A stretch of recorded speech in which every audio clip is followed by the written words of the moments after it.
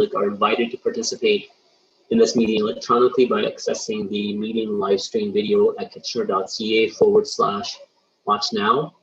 While in-person delegation requests are not feasible at this time, members of the public are invited to participate electronically in future meetings by contacting delegations at kitchener.ca to participate electronically or by submitting written comments. So welcome everyone back to part 2 of Planning and Strategic Initiatives Committee.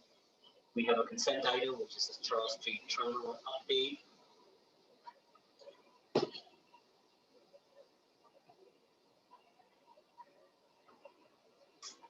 There are some supporting staff in attendance.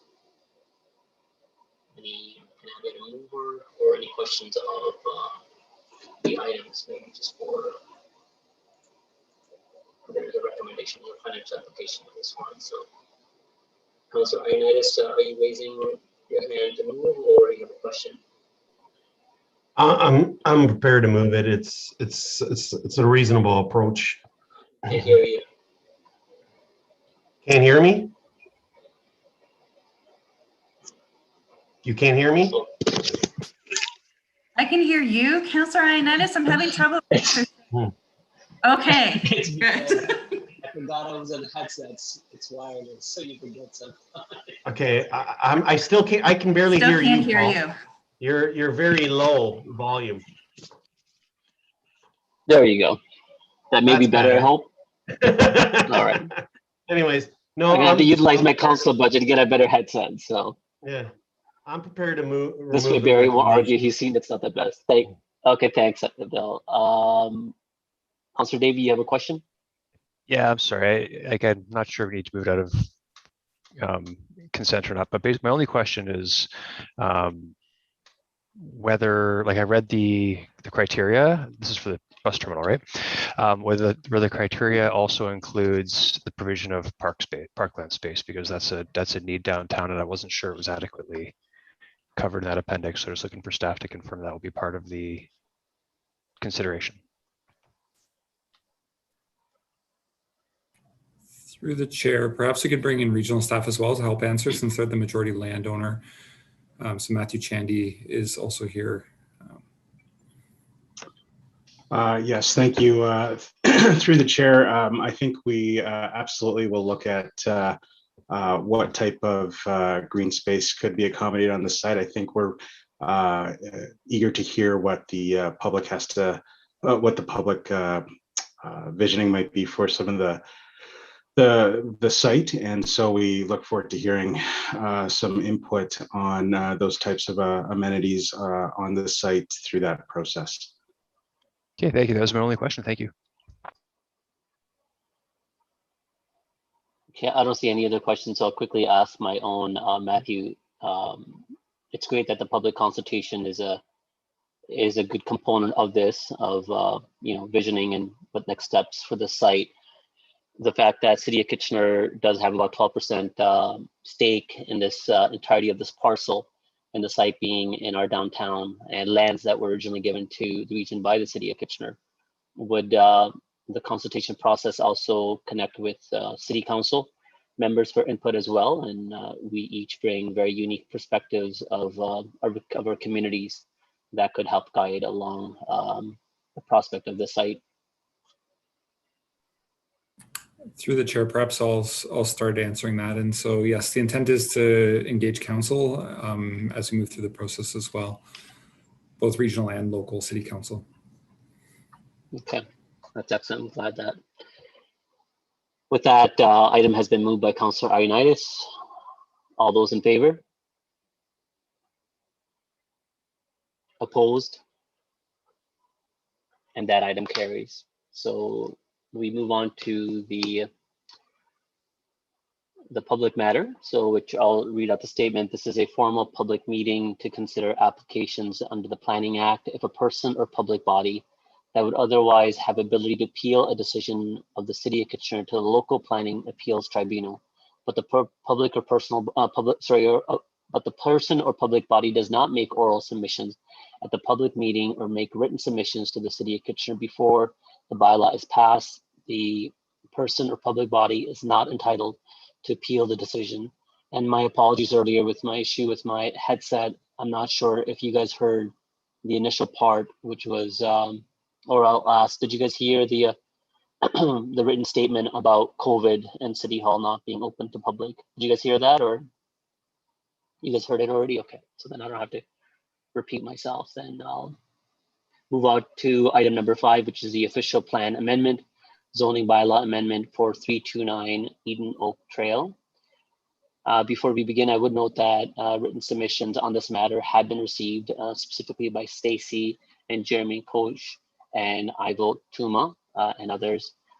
Craig Dumar, who is city planner, will provide initial 10-minute presentation, and then we have other delegations as well. Craig, whenever you're ready, go ahead. Thank you. Good evening, committee.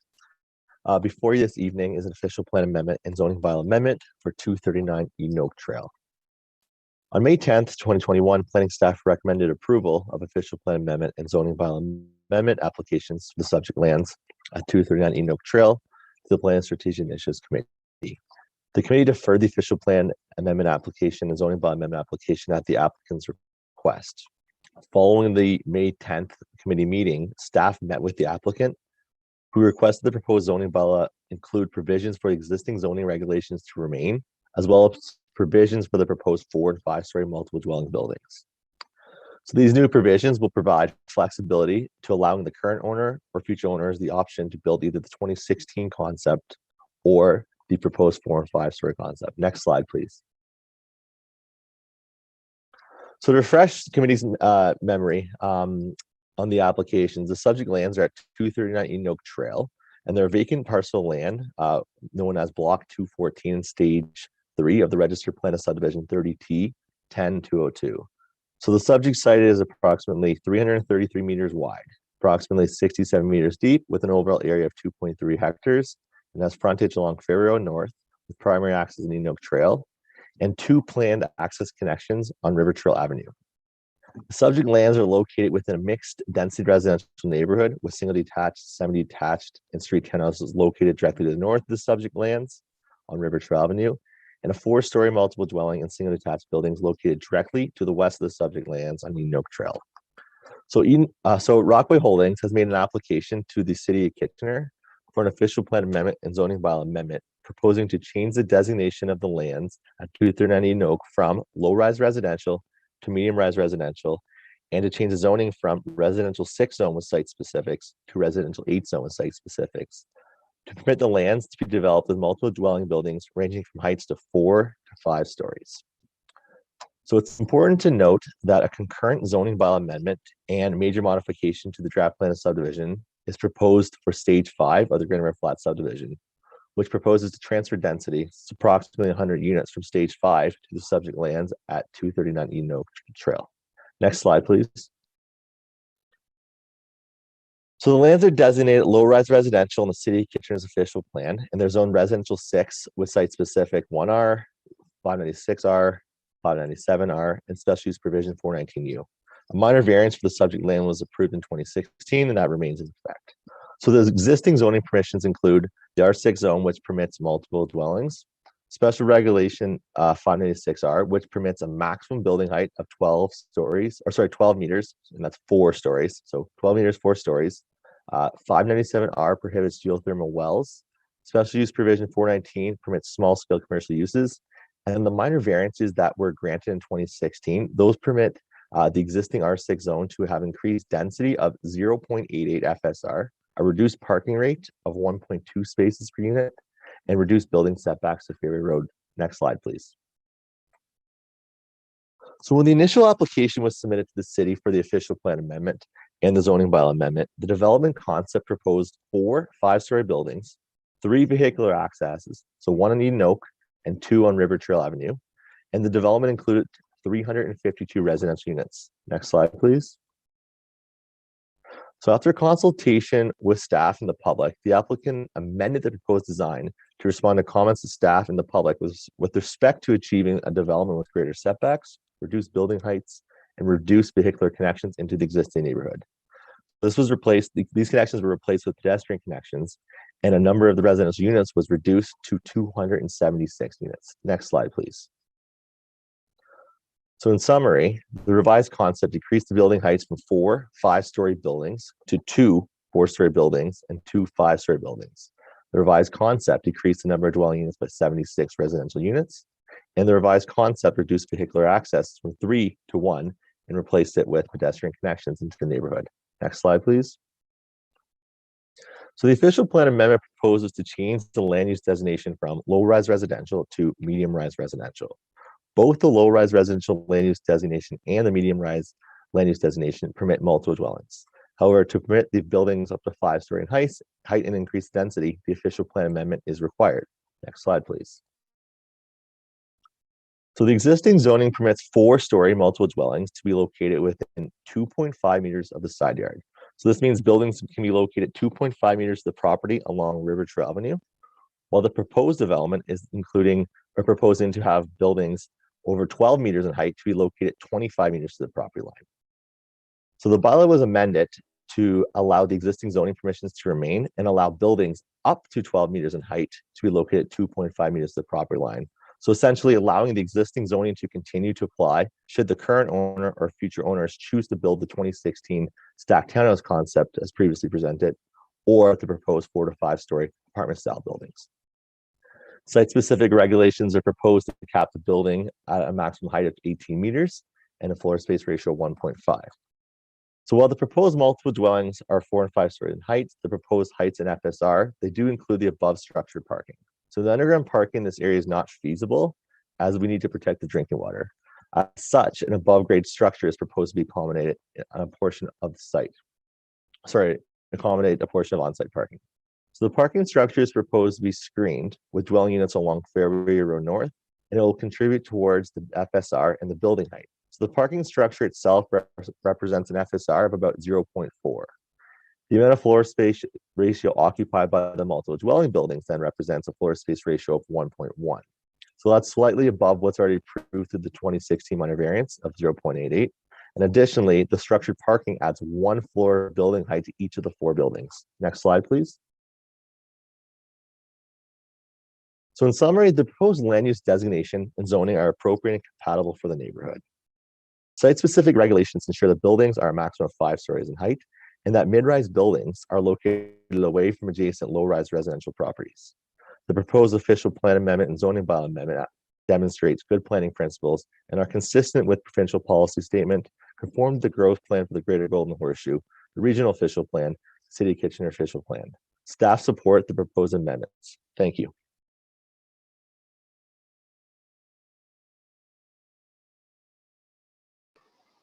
Thank you, Craig.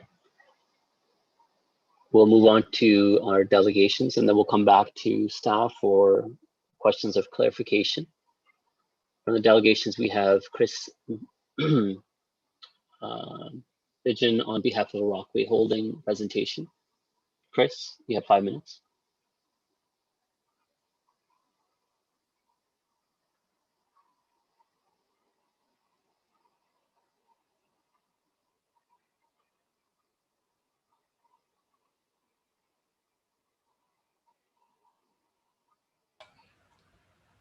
Thank you, Chair and Council. Can you hear me?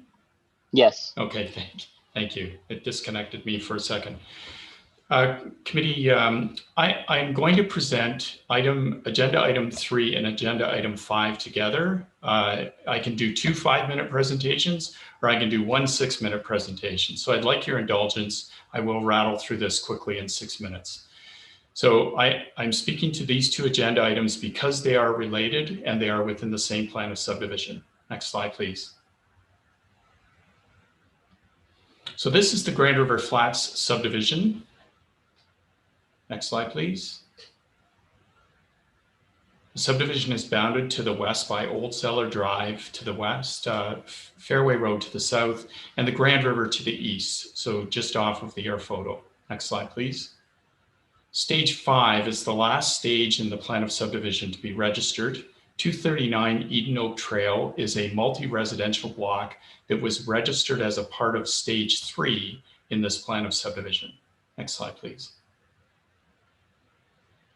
So the original plan of subdivision included a mix of residential uses. You can see in this plan, it's predominantly low density residential. There are large blocks along Fairway Road at the bottom of the page.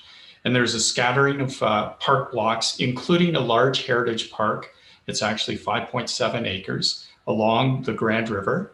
And it is to commemorate the Heritage River designation that's been applied or designated by Grand River Conservation Authority for the Grand River.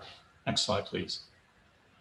So again, in 2010, stage 4, which is now stage 5, included that large 5.7 acre heritage park.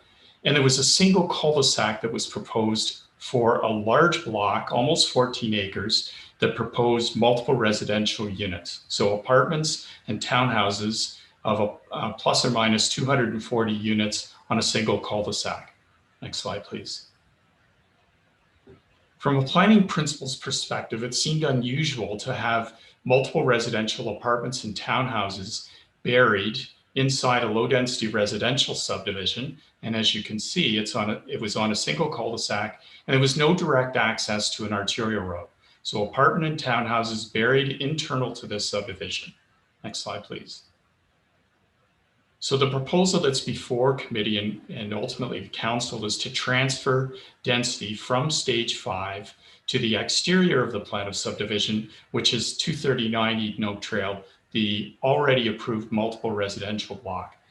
So we're going to delete any apartments on stage 5. We're going to maintain the Heritage Park, and we're proposing 92 singles and 75 street townhouses. You can see in stage 5 that it's on 2 residential road allowances, not a single cul-de-sac.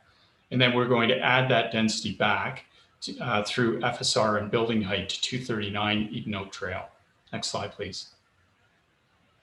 This is the 2010 zoning. So it's R6, which permits 4-story buildings, as Craig has indicated, within 2.5 meters of the mutual property line, so the north property line that is shared with the single detached homes on River Trail Avenue, and a maximum FSR of 0.6. Next slide, please. This is the same graphic that Craig illustrated. This was presented at a public meeting to increase the FSR to 0.88. It's a proposal for 16 buildings with up to 4 stories in height, and again with a setback of 2.5 meters.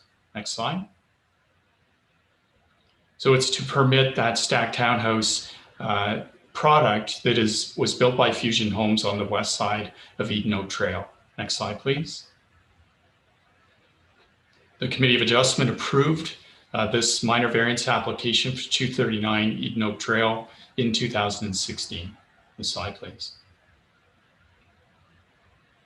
Craig's already identified, in order to increase that FSR, we need to go to a medium density residential designation.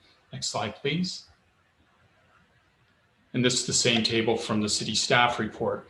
And the focus is really on the increase in FSR from 0.88 to 1.5 and the increase in height, but that increase in height occurs approximately 85 feet away from the single detached homes. And that's illustrated. Next slide, please. So there's no change that's proposed within 25 meters or 85 feet of the single detached homes on River Trail Avenue. The increase in height is proposed in the red band to go from 4 stories to 5 stories to transfer that height, or transfer that density, I should say, from stage 5. Next slide, please. And Craig's already presented this. This was the original concept. Next slide, please. Again, underground parking is not permitted in this area by the Region of Waterloo because of some sensitive, they're called Goody wells, in proximity to the site. So no underground parking is permitted. So as a result, there is at-grade parking under the proposed buildings. Next slide, please. So in cross-section, if you look at the bottom cross-section, you can see that parking is proposed at grade, and then there's 4-story of apartment buildings on top. Next slide, please. At the neighborhood information meeting, the River Trail Avenue residents asked us to close 2 of the 3 access driveways to eliminate any vehicular traffic onto River Trail Avenue. We've agreed to a pedestrian access for the westerly access, and the fire department requires an emergency access for the easterly access. That'll be controlled through butterfly gates or bollards. So emergency vehicles only, no vehicular travel onto River Trail Avenue. Next slide, please. I have some other slides with regard to noise abatement and with regard to the parking reduction. I'm not going to go through them. I will go back to them if there are questions. The parking reduction is from 1.27 to 1.2 spaces per unit. And the City of Kitchener new zoning bylaw requires 1.2 from 1.27. The new City of Kitchener zoning bylaw is 1.1 spaces per unit for this type of unit. That concludes my presentation, Chair Singh. I'd be happy to answer any questions. Thank you. Thank you very much, Chris. Any questions of the delegation? Councillor Chapman, go ahead. Yeah, thank you. So are we actually losing 76 units or 104 units all told? That's Councillor Chapman, it's almost a swap. So you're losing 104 units in stage 5, but you're gaining all of those back in the 239 Eden Oak Trail along Fairway Road only. Okay, and do you plan to have any affordable housing units in the build, in either build? So I can tell you, Rockway Holdings is not a home builder. They are a developer, but they do have a prospective purchaser who is contemplating, and I can't say affordable housing, but I can say that they are proposing rental housing versus luxury condominium. And what are the sizes of the units? That's to be determined through the future site plan approval process. So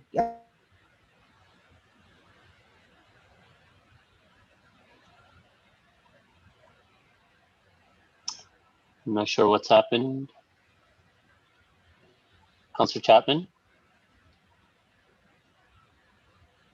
Councillor Chapman, your mic is can you off. hear me now? We can hear you now, Okay, I yeah. don't know what happened there. Everything started spinning. It wasn't my head. It wasn't in my head. Okay, so I was asking about the affordable house or the size of the units. So can you give us an idea, like are they 1 bedroom, 2 bedroom? Are they for families, or can you give us sort of a guess? So the mix of units in the original concept was predominantly 2 bedroom. There were some 3 bedroom units. We also were asked to have commercial at ground floor to provide some commercial services available to the residents. Okay, and I guess my last question would be, how is the land currently being used by the surrounding neighborhood? Is it a dog park? Is it used by dog walkers, or like, is it just ignored? I drove out there a while ago and I didn't see the 138 Ebydale Drive. I didn't know that that was on in the cards, but I did get a glimpse of the 239 Eden Oak Trail property, and I was just wondering how is it currently used by the neighbors? And so 239 along Fairway Road there's no grass on it. It's all gravel. So it's not usable. It's not usable today. And stage 5 has a significant amount of topsoil that has to be removed, and that's in the location of the plus or minus 6 acre heritage park. Okay, those are my questions. Thank you. Thank you, Councillor Schneider.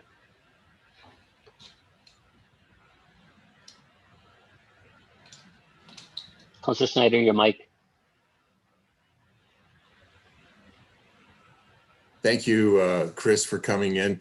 With the options now open up to revert back if to some of the original planning, if desired, were there any of the things that that were brought up by the citizens that you have brought into the design that will disappear if any of this goes ahead? So I'm not exactly certain what you're asking. Oh, okay. So we've got the 25 meter separation. Now, is it possible that could change? No, that's not possible. So what is not without another formal public process. So the intent is not to make that change, no. Okay, and then the phase 5, where you're transferring the density to 239 Eden Oak, that would be right beside that Heritage Park. You brought up the size of that park, 5.7 meters. I hope I don't put you on the spot on this, but one of the current parks in the area, Eden Oak Park, how would that compare to the size of the Heritage Park? The Heritage Park will be larger, and as a part of the original plan of subdivision in 2010, we were required to do a heritage impact assessment. It was an unusual assessment in that it was an assessment to commemorate the Heritage River designation of the Grand River. So it's not like we had a heritage building or a farmstead that we were commemorating. It was to commemorate the Heritage River designation. So there is a series of heritage commemorations that will be planned out and designed as a part of that large neighborhood park. The park is larger than the Eden Oak Park.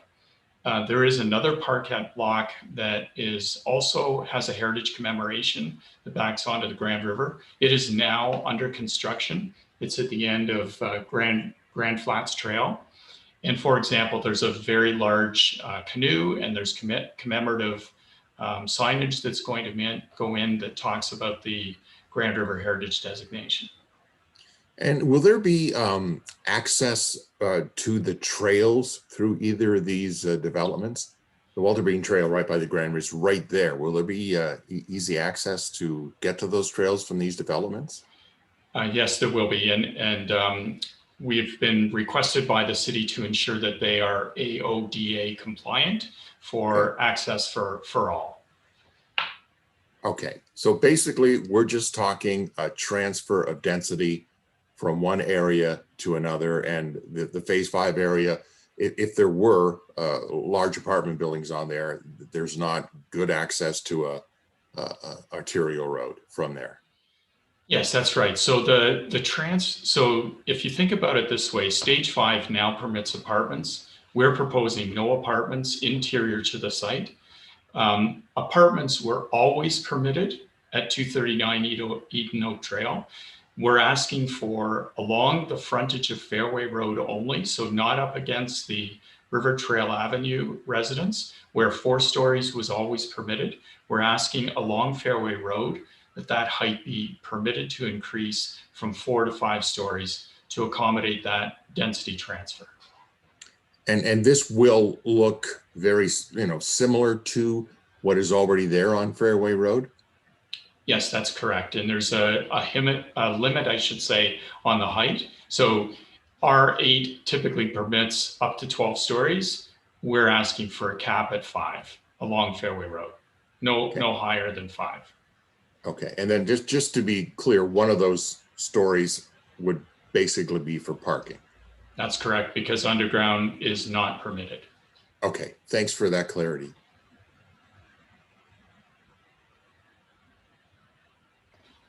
Thank you, Councillor Snyder. Chris, that's all the questions for you. Next presenter is Christine Small.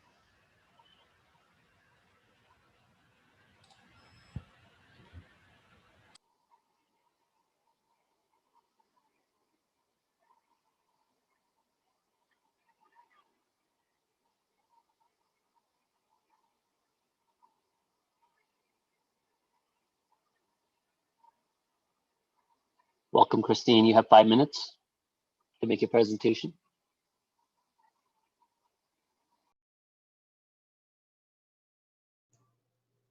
Thank you. So my name is Christine, and I live in Grand River South.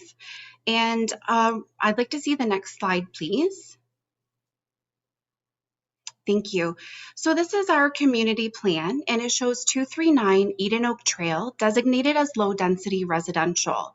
To the north, we can see light blue land, which was classified as major institutional, surrounded by sports fields and small residential courts. And to the west, we can see black and white hatching, which is marked as mixed use, and it has a primary walking path connected to the community. If we could have the next slide, please. Community plans are used to guide the location of facilities, transportation, density distribution, timing and staging of growth, land uses, and their locations. Our beautiful, thoughtful community plan was skillfully developed and approved by the city and council. Families considered this plan before buying homes in this area. Revisions already made and slow development of amenities are causing negative consequences on the current residences. Can I have the next slide, please?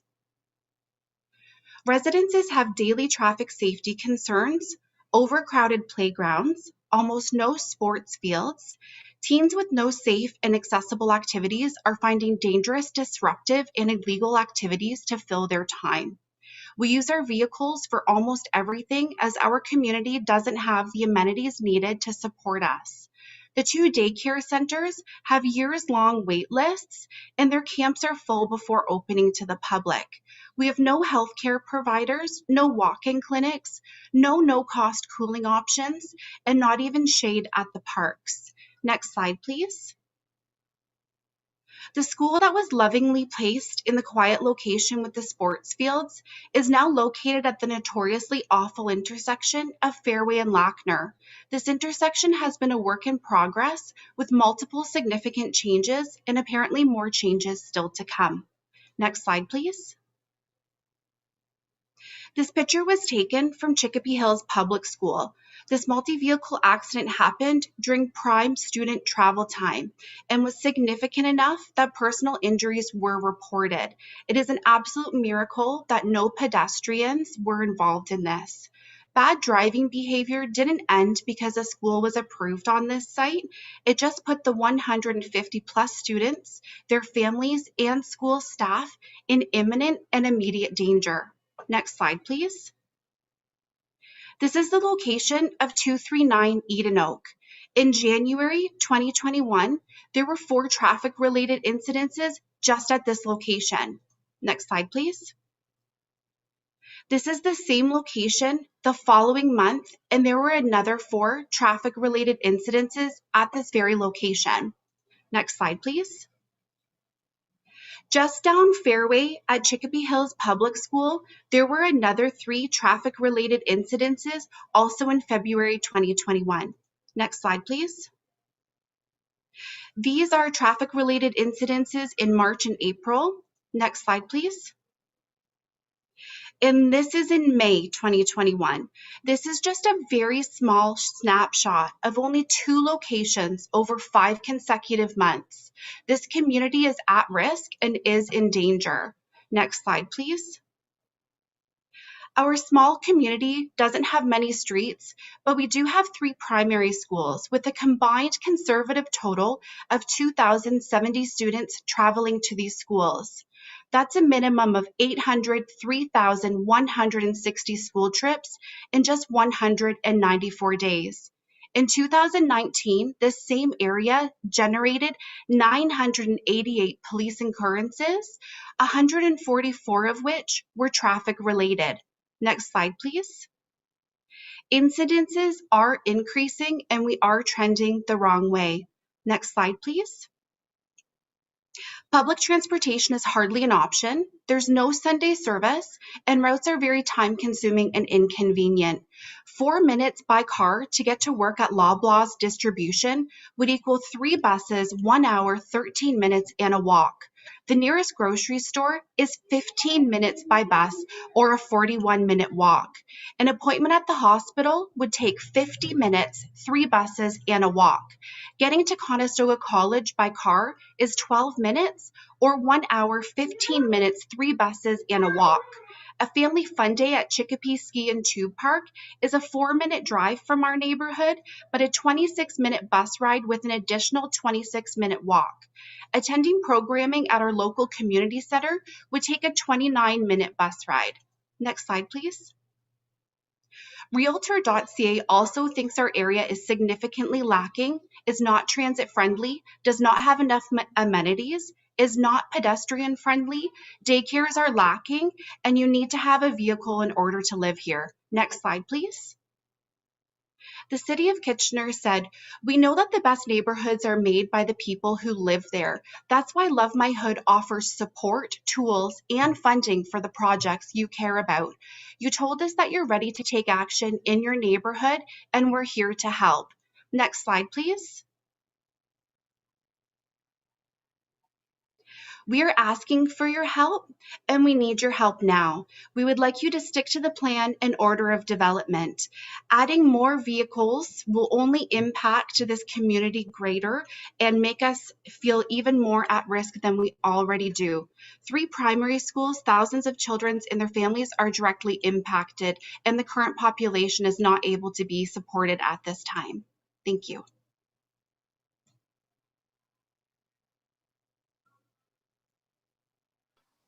Thank you very much, Christine. Any questions of the delegation? Councillor Chapman. Yeah, Christine, what you say what you would like to see done is that we stick to the plan. Can you explain what the plan is that you would like us to stick to? Absolutely. Having the school moved from that location has been a significant blow to this community, and it has caused a great deal of stress and anxiety. And knowing that the plan that was originally developed was done so with intent and purpose, I feel that when we're making these changes after the fact, then it sort of turns into almost a shell game as to where else in the neighborhood can we hide the things that we just changed. So I feel that the people who made this plan are very intelligent people and know what they were doing. And if we keep changing the density and location and the uses of the lands, then we're going to end up possibly in more situations like what happened with putting Chicopee Hills at that school. So although I don't necessarily agree with the original plan either, I do fear that these defensive changes are maybe not as thoughtful as the original plan. So I know maybe I should know the answer to this, but the original plan then called for R6, which is 4-story maximum height. Is that correct? And an FSR of 0.4. And you're saying we should stick to that. Well, I am not familiar with those terms as much as you are. I'd have to look them up. But at 239 Eden Oak Trail, the original plan was stacked townhomes. And 4 stories, right? That is quite possible. Again, I would have to look that up to know for sure. I'm sorry, I don't have that right in front of me, but I do worry about adding more density to that location when we're already experiencing significant traffic safety related concerns. Okay, thank you. Thank you. Thank you, Christine. I see no other questions. Next delegation is Gagan Ganada.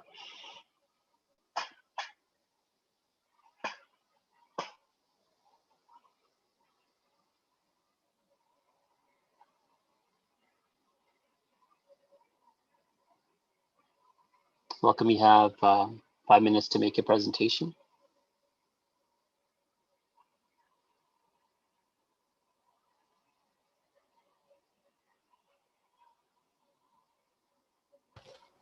Can you hear me now?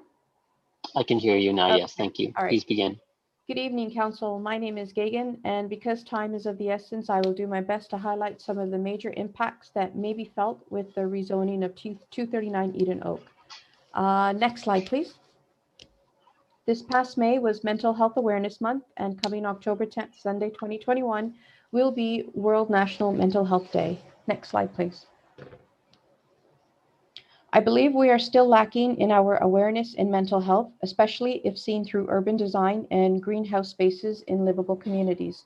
Though we have plenty of condo corporations and competitive developers laying the ground for future residential communities, we are not shedding enough light on the urbanization design that allow for enough green space, open space, and quiet private neighborhoods, especially for those who are already battling mental health illnesses.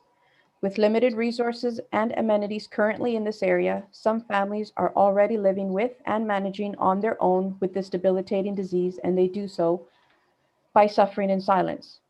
Dense populated neighborhoods deprive socially open and organized areas that contribute to higher rates of mental illnesses and physical well-being.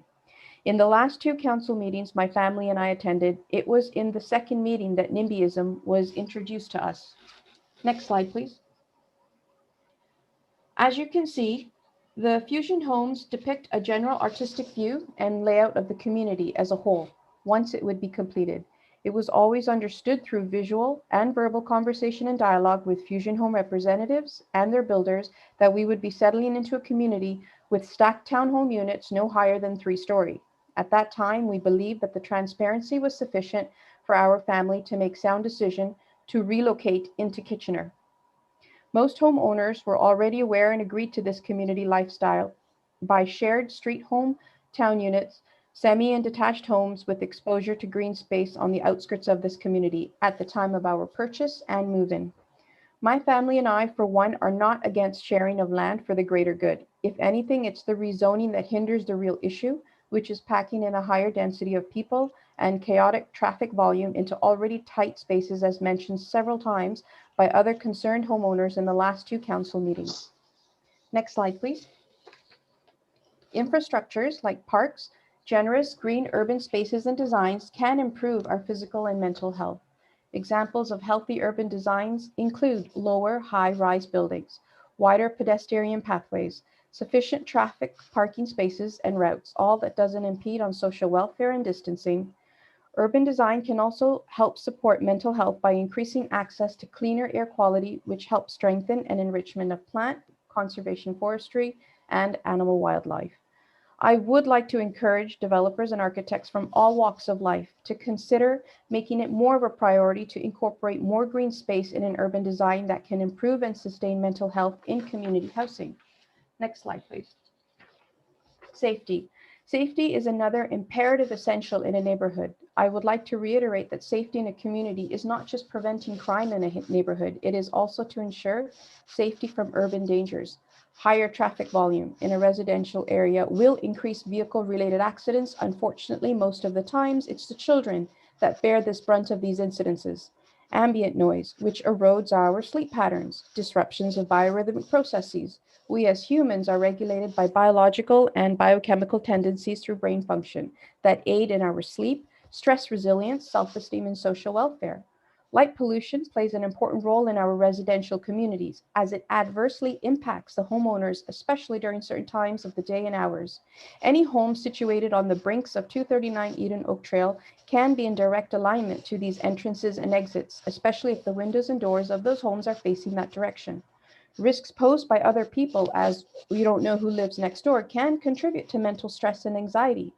When the builders double the complexes and high rises, it has a rippling effect on everything else. Doubles the population, doubles car traffic volume coming in and out of that area. High-rise dwellings of this nature almost always introduces Airbnb travelers and house flippers, causing a cluster of overcapacity of people.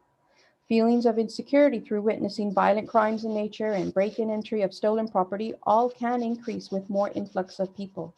Environmental pollution such as exposures to chemicals like radon, released into air during massive builds, linger especially over longer durations of time.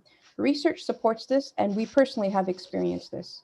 Globally, 1 in 4 people will experience mental health problems and disorders that account for 7.4% of that burden, and it is now the leading cause of global long-term disability. Last slide, please. So to make it short, my family and I would like to oppose the rezoning of 239 Eden Oak Trail strongly, as we believe it puts our livelihood, safety in raising our families, and the lives of others in our community at risk. Thank you.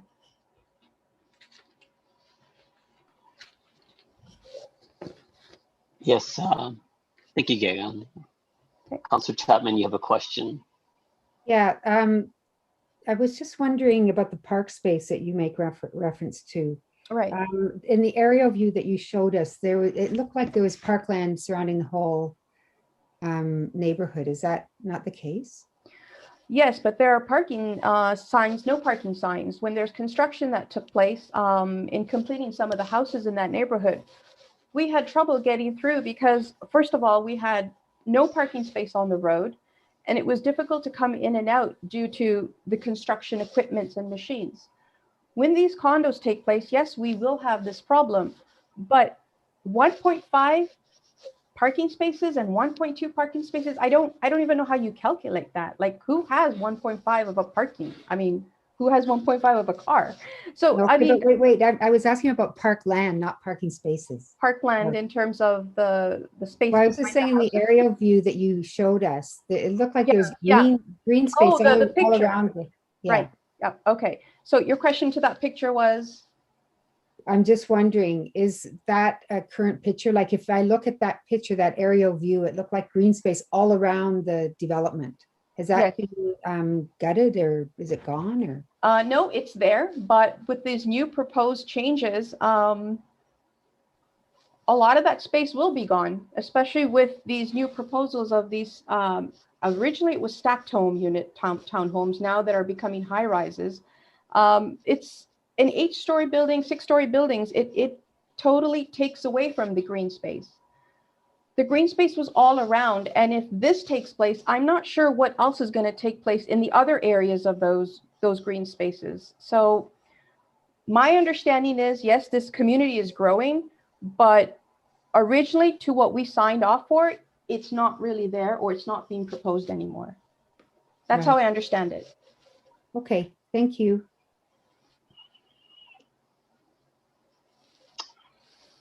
Yes, Gagan, that appears to be all the questions from the committee. Sorry, Gagan, I do have a question.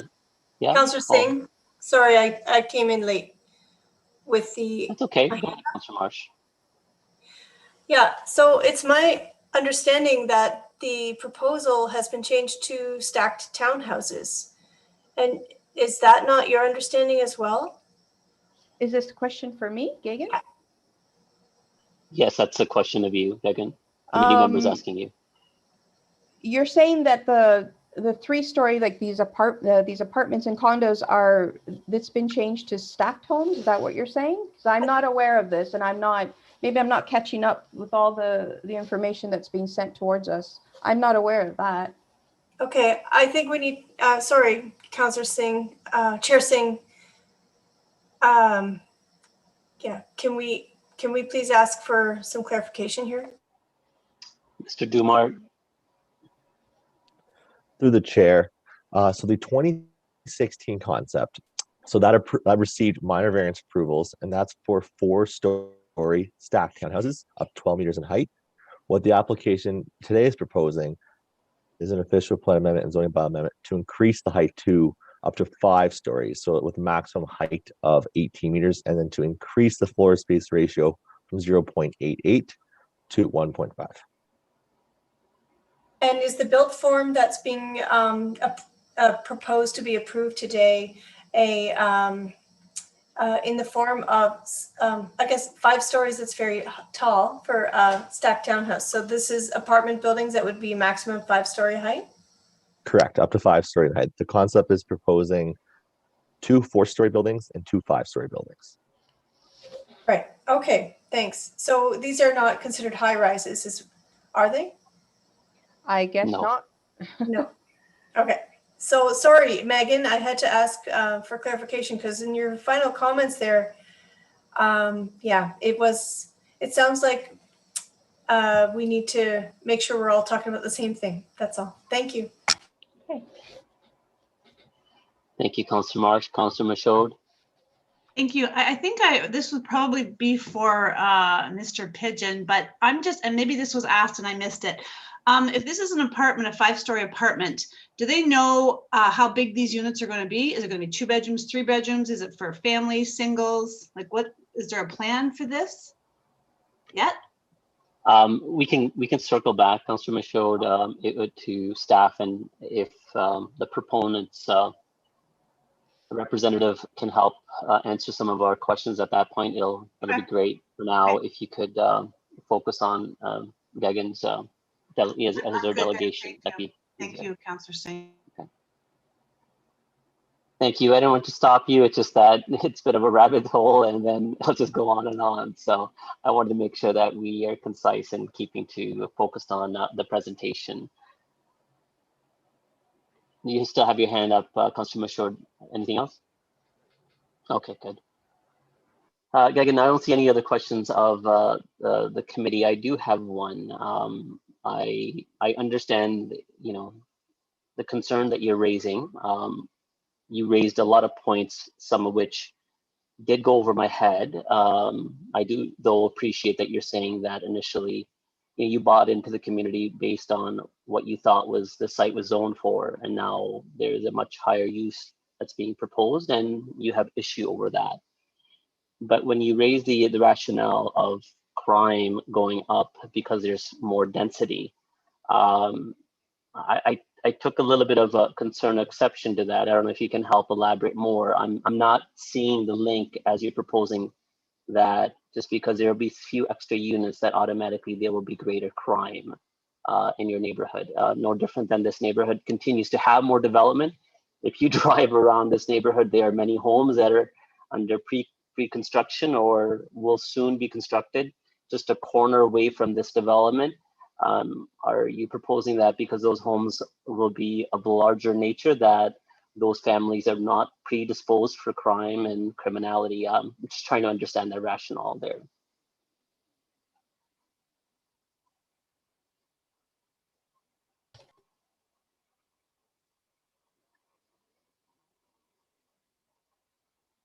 Your mic's off. I don't know if you're trying to answer. All right, can you hear me now? I can hear All you right. now, thank you. So I believe that some of the articles that I read through, as well as some publications, and from experience, when you have denser communities, there is a higher chance of crime taking place, break and enters. It's never guaranteed that you're going to be in a safe zone ever. The more the people that come in a community, the more that people that move in, there's always that risk that the crime will increase, break and enters. Everybody from all different walks of life come and settle into a community. I'm not directly saying that people that are at present are having any kind of criminal background, or people that will move into this community in these town story tact units will have a criminal record. But it has been researched and it has been stated that denser population do have a risk of bringing a high crime. A high crime, not, I don't mean murders, but I mean break and entry, the general that I came across. So this is my perception and my opinion. And I always come down to the point that we came from a very high dense city to come to Kitchener from that shot that we showed you. And I just think that if we live in an area that has more green space, especially for people who are battling mental diseases, the threat of high density population is less of a threat to them. I don't know if I can answer that question anymore, because I don't have statistics to prove to you or to anybody why there is a higher risk of crimes increasing or traffic volumes increasing. Everything doubles. No, that's okay, Gaga, and I appreciate that's your perspective. The only reason I questioned it, again, these will be your future neighbors, and I just wanted to have a more positive prospect of your new neighbors coming into that community. But thank you for presenting. We appreciate the input that you have provided. You're and welcome. We'll take that into consideration. So thank you. Yeah, thank you. Next, of course. Next, we have Roxana Tanvir. Roxana, you have 5 minutes. Yes. First, I will thank Mr. Craig Dumar. He talked to me today and discussed about my presentation. So first slide. Minor variance decision, October 2016 states that, quote, due notice of hearing being given in accordance with the rules of procedures adopted by committee. That's not true. Rule number 1 is city sends notice of hearing to residents. Rule number 2, city published notice of hearing in newspaper. Both conditions were not fulfilled. According to residents who owned houses on River Oak Trail in 2016, they didn't receive any notice of public hearing. And there was no notice of hearing was published in 2016 Record or any other newspaper. It was emailed me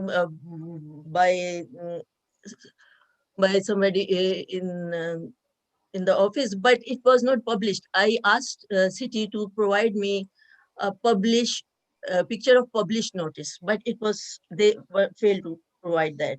Absence of proof of from city proves proper rules and procedures have not been followed and demands investigation. That means no consent was taken from residents of adjacent area or published any public notice in any newspaper, which makes 2016 approval of minor variances non-effective. Any amendment to 2016 townhouses approval will be invalid even before approved. Next slide, please. City concealed public information. When I was in process of buying my house, I went to the city office personally and inquired about property behind 461 River Oak Trail. I inquired that, is there going to be green space or something is going to build on that land? I was being told that city can't disclose information as it's confidential. While it was public information and city was bound to provide it to me. Not only city had this information since 2014, but city received amendment application from Rockaway Holdings recently in 2020. This is the response I received from Mr. Dumar, care of Mr. Dave Schneider. When we have walk-in inquiries to the plan front desk, we typically enter notes in IQ folder in our internal system. I can confirm that there are no notes or record of inquiry regarding 239 Eden Oak Trail based on her response to you, means Craig. There's a chance she spoke with our, okay, this is Craig. There's a chance she spoke with our engineering staff who would not have known the full details of the subject property. Next slide, please. Ruxana, I just want to be sure that you spoke with the right staff member. There are multiple projects being worked on at one time. And it's important to know that not every department has the full details of project. They focus on what their part in the project is. My response to that email. It was a simple question and receptionist called someone from inside the office. I gave him address of house which I wanted to buy, and I asked, is there anything going to build on that empty land behind that house? Do you expect me to know address of 239 Eden Oak Trail at that time to mention which property I inquired about? How do you expect me to know address of empty land while city's employers don't know what is going on right under their nose?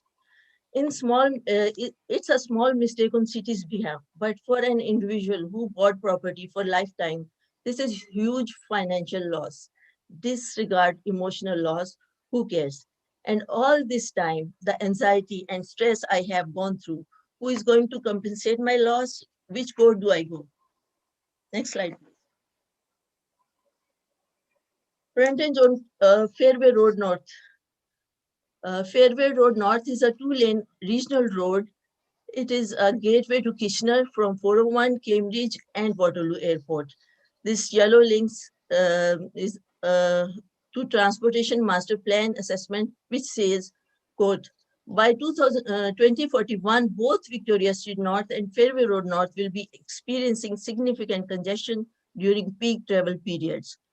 Please provide information on road allowance held by the city for future road widening purposes in front of this property in question. Next slide, please. Breach of privacy. 99.9% buildings in the city are designed and angles and constructed across road to low-rise houses, face to face each other to avoid breach of privacy. Proposed condo buildings have balconies and windows at back, directly looking into backyards of existing low-rise houses. 5-story condos are not compatible with low-rise houses proximity of site, and if city is still working in 80s era, city needs to change it. It's 2021. Please think out of box, bring some innovation to Kitchener. We want city to ensure that we continue to enjoy our lives without the fear of being watched by 352 residents of condos. Next slide, please. Picture follows. Picture number 1 is designed sidewise. Roxana, if you can start. Park as a buffer zone between detached houses and townhouses. Some were sent to city to make inquiry like me. City and developer waited until houses were sold on River Trail and neighborhood. Once residents were trapped in pied piper net, then they announced that they have decided to move stage 5 to stage 3, 5-story condo apartment buildings adjacent to our backyards. For the Councillor Sarah, it is 5-story condo buildings which are how many? 18 meters high. They decide to do breach of privacy, enclave you in cloud of pollution, cramp you in chaos of traffic. My question to the city council is that what they will do to break this pied piper net. Last slide, please. Last slide, please. My recommendations. Please reject developer's latest proposal. Please make amendment in 2016 variance approval when and if it approves. It is not approved yet and it is not valid. It doesn't have any rule followed. There should be 30 meters distance from existing property lines. Divide 239 Eden Oak Trail in 2 spaces. Build townhouses starting from Eden Oak Trail, then 1.5 hectare park, then townhouses, and again 1 hectare park. This way, it will break the monotony of buildings and beautify the area. There should be provision of community center.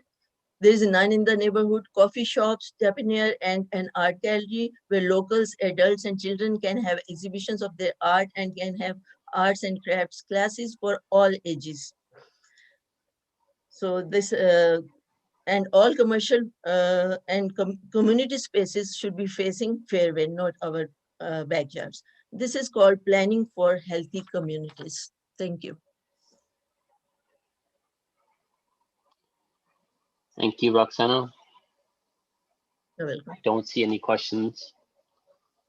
Thank you for presenting. Next is Alex Chick. Alex?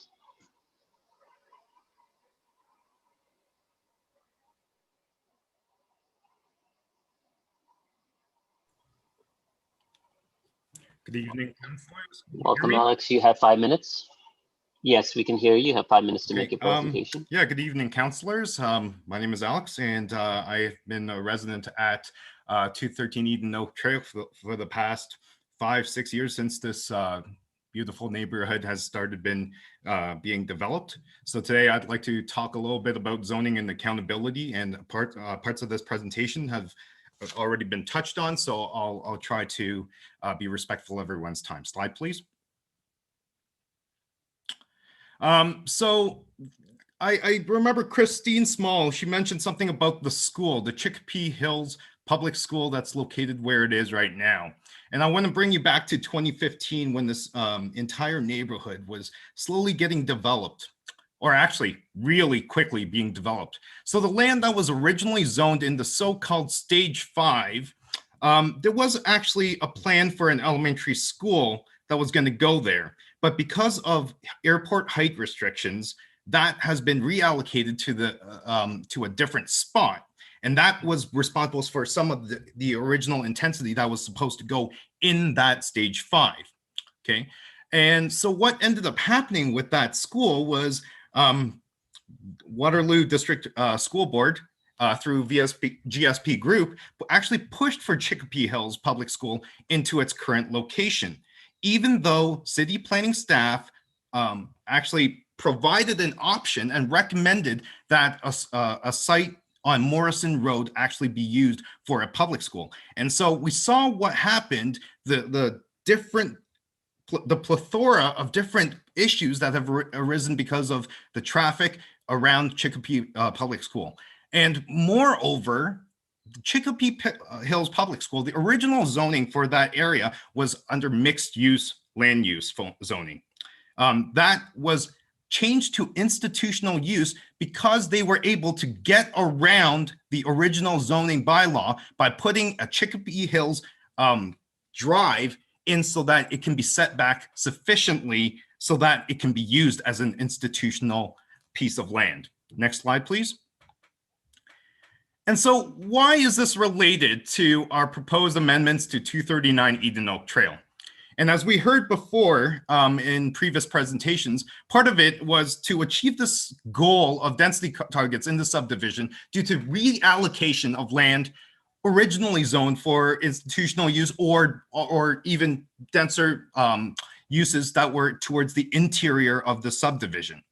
What this effectively did was create a chain reaction of different problems. And we heard from Christine, traffic on Fairway, schools, children's safety, that are pretty inconsistent with the original established planning instruments. So the official plan, the master plan, the community neighborhood plans that we were talking about. And essentially, this is just trying to fix a problem that did not exist in the first place had they heeded to the original intended design of this community.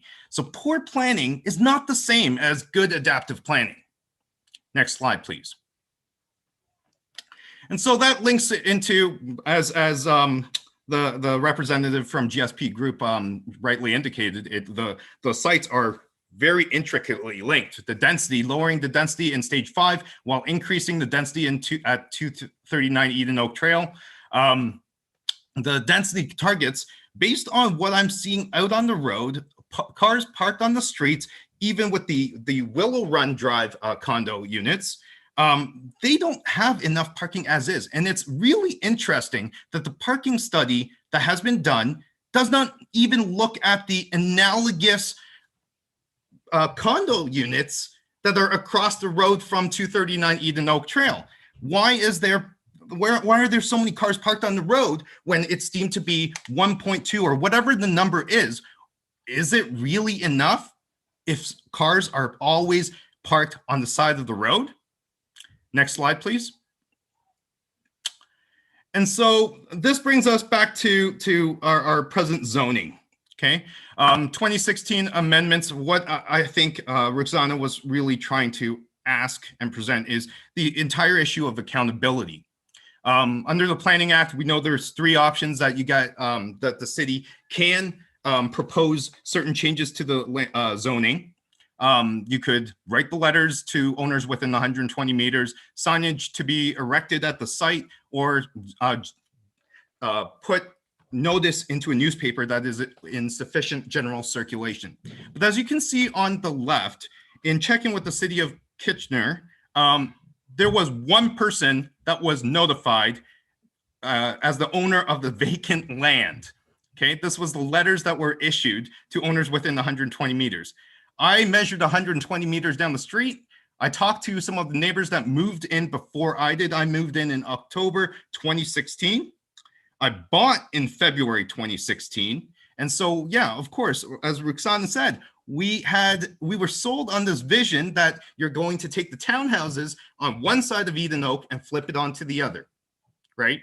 And that's why we didn't bother looking. A lot of us are out of towners. So we don't necessarily look into the KW record in order to find this information out. So if you can get to the next slide. Essentially, the letters, as you saw before, was only issued to 1 person, the property owner, at that time, which none of our neighbors actually received any notice. There was no signage erected that I can recall when taking walks around this area to scope out our future home. And is there sufficient general circulation? I ended up finding from the clerk that they did issue something in September 2nd, 2016 for the Committee of Adjustment for this plan. But next slide, please. Yeah, you have to get it onto the record, which you have to pay $108 per year for a subscription in order to get access to this information. Is that sufficient general public notification? This is 2016. A lot of us don't use newspaper subscriptions online anymore. I would ask you, counselors, I mean, you guys are in the know, you probably still have those subscriptions, but for the general public in 2021, I don't think that is, or even 2016, I don't think that's a reasonable expectation. Next slide. And in fact, when you look at the 2016 staff report, initially, the original FSR change was not supported by city staff, right? Because they did not provide additional information about the site plan. And so, next slide. They actually went into the council meeting without a lot of this information, but somehow it was conditionally approved 6 days later. And there was no public engagement since because no one else knew about it. Next slide, please. And so this really begs the question of accountability, okay? This latest news that we heard, the deferral on the decision, and then the request from the developer to keep the existing zoning or the new zoning, R6 or R8, like it just doesn't really make sense to me. If an applicant really wants to proceed one way, then they go put their minor variance applications together. You don't do things preemptively to keep your options open. If rezoning were really in the best interest of the community, why are you leaving the option open for R6? So at the end of the day, my closing remark is our family chose Eden Oak Community as a home with these expectations that were set 2015, 2016. We checked the community plans and looked at it and said, you know what, this is a good place to live. But that idea of this transparent, accountable land use planning and zoning, that has just gone right out the window with multiple addendums, and you're just trying to play catch up. Alex, please, if you can summarize, I've given you extra time. My closing remark. Thank you. It's just playing catch up, and it's all a shell. Nope, we've heard it. Thank you. I gave you extra latitude and time, so thank you. Okay. I'll allow committee members ask questions, and you'll have an opportunity to say more. Councillor Chapman. Yeah, hi, Alex. Thank you for coming in. Can you just describe to me what's on the other side of Eden Oak Trail? You refer to townhouses. How tall are they? There are fusion stacked home townhomes that are run as a condo. They have parking on the interior. There's green space to buffer the last house that's low-rise residential from the beginning of the stacked townhomes. And they're how stacked? 4 stories, 3 stories? They are 3 stories. 3 stories.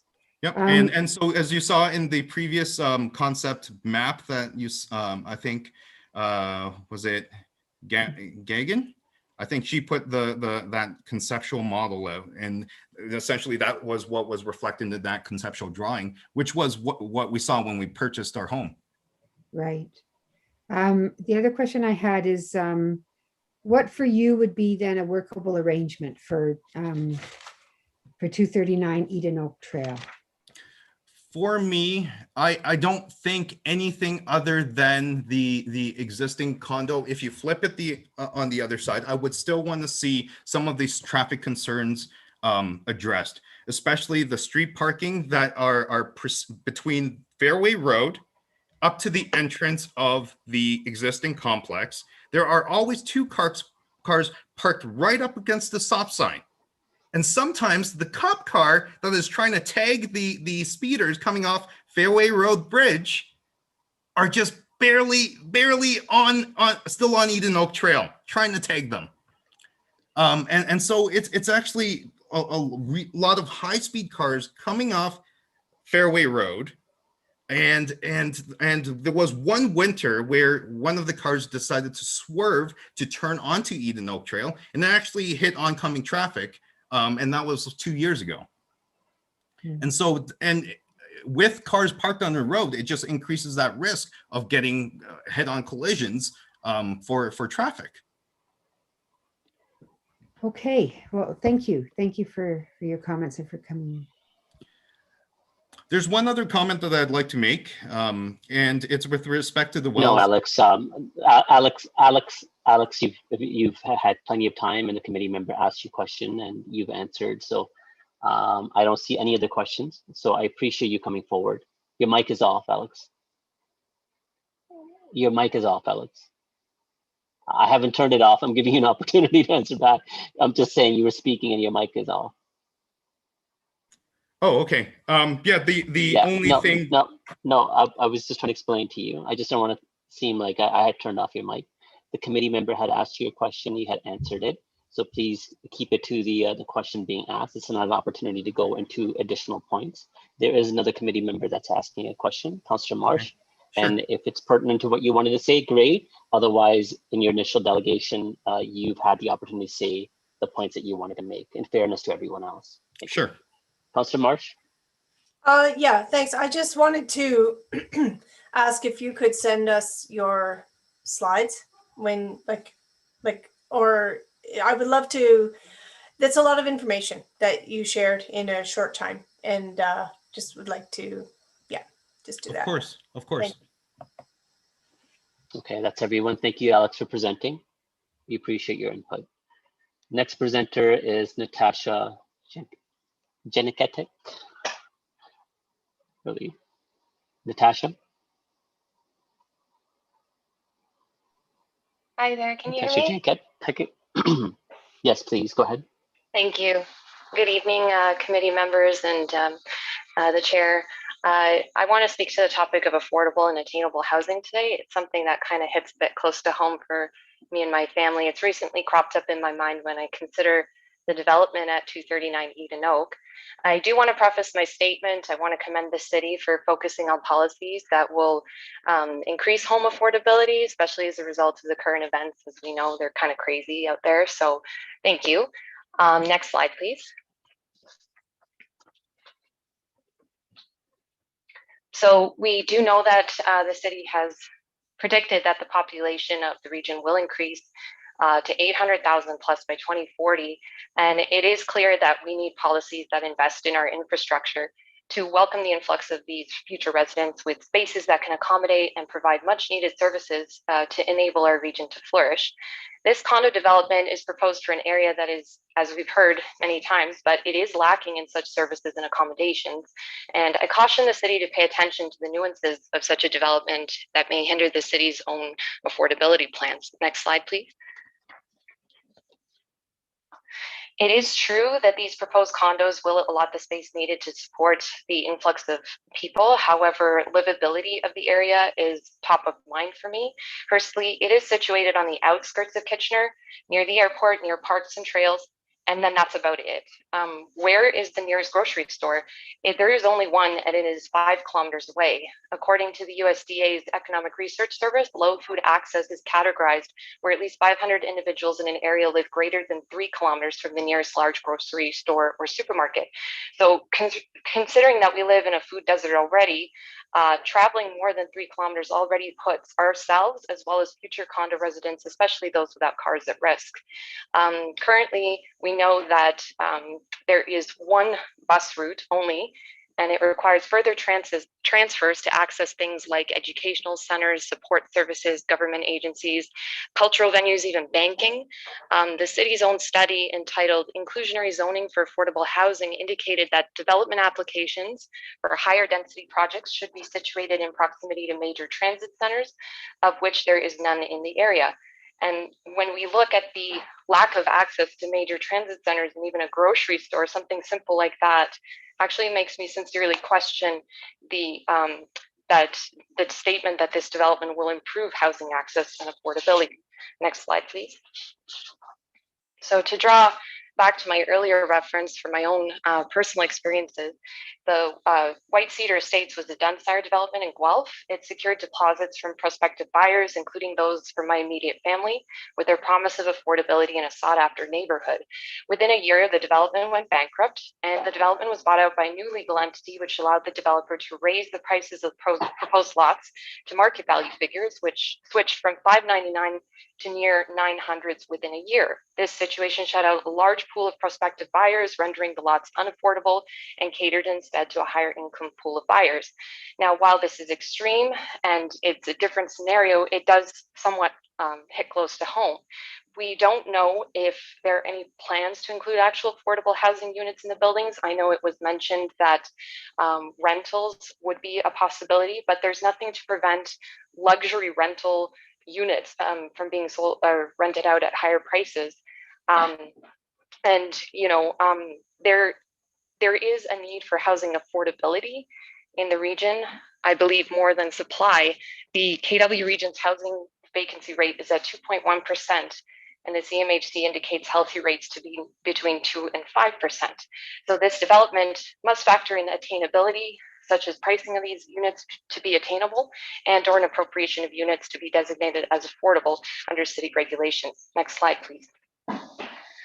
With the proposed additional floors, it is code to include elevators in these buildings. This adds another approximation of $225,000 to each building, plus maintenance that's ongoing, which gets distributed amongst the resident units.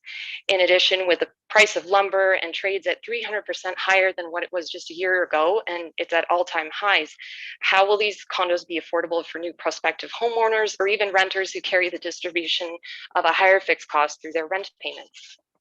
Next slide, please. So the developers, I've done some research, and developments that are in the GTA that currently bring in these mid to high rise developer projects into the suburbs, they usually do so with these master plan developments that enhance the infrastructure, support the density through social inclusion and improved quality of life, and increase the enjoyment of spaces for all. But this development seems to just plop density into an area that's already suffering from a lack of infrastructure, which will minimize affordability and actually shunt higher costs onto future residents. Natasha, if you can start to summarize, please. Sure, of course. So currently, I ask that the R6 zoning stay in effect, that the only thing the developer should be building is street townhomes, which was part of the original community plan. I think building condos with such a density for no regard for its placement, long-term effects on its future residents would just add insult to injury to all the issues discussed tonight. And I also ask that item number 8 on the agenda be deferred until we have definitive expectations for the lands at 239 Eden Oak Trail. Thank you for your time. Thank you. Thank you. And there's a question from Councillor Chapman.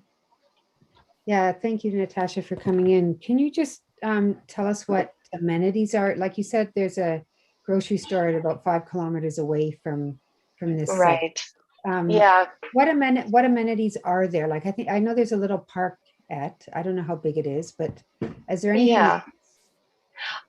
No, within the community itself, we don't have anything other than the parks as of right now.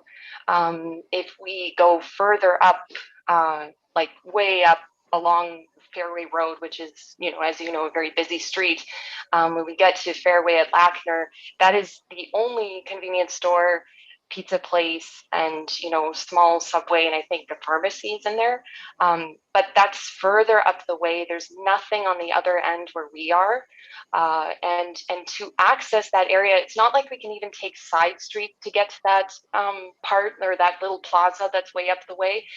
You have to use Fairway Road. You have to walk along that busy street to access that area. So it does feel that we are quite secluded out where we are. I mean, parks and trails, beautiful, gorgeous. We're so happy with that, but it just seems like we are missing a lot of support out there otherwise.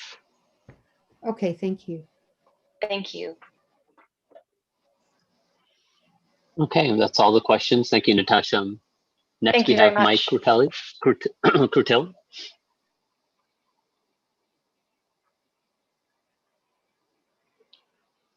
Mike, welcome. You have 5 minutes to make your presentation. Can everyone hear me all right? Your volume seems to be a little low. I'll try and speak up a little bit. Okay. There you go. Now we can hear you. Good evening, Mayor Verbranovich, committee members, staff, and other members of the public. My name is Mike Rutil, and I'll be presenting current homeowner challenges and some additional concerns. I did want to, just before my time starts here, ask if Councillor Dave Schneider has any new information to share with us.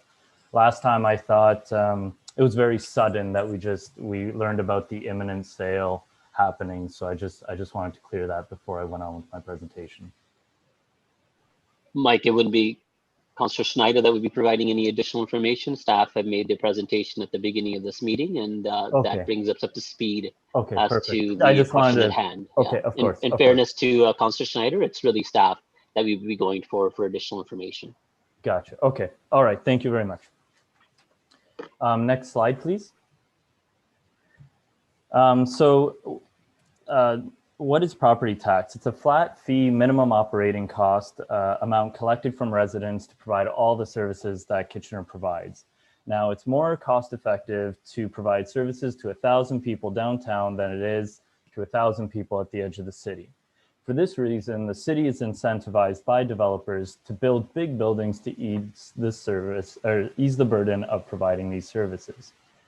However, if buildings are incorrectly placed, then the requirement of these services yields a much higher operating cost. Upgrading bus routes, changing routes, expanding roads.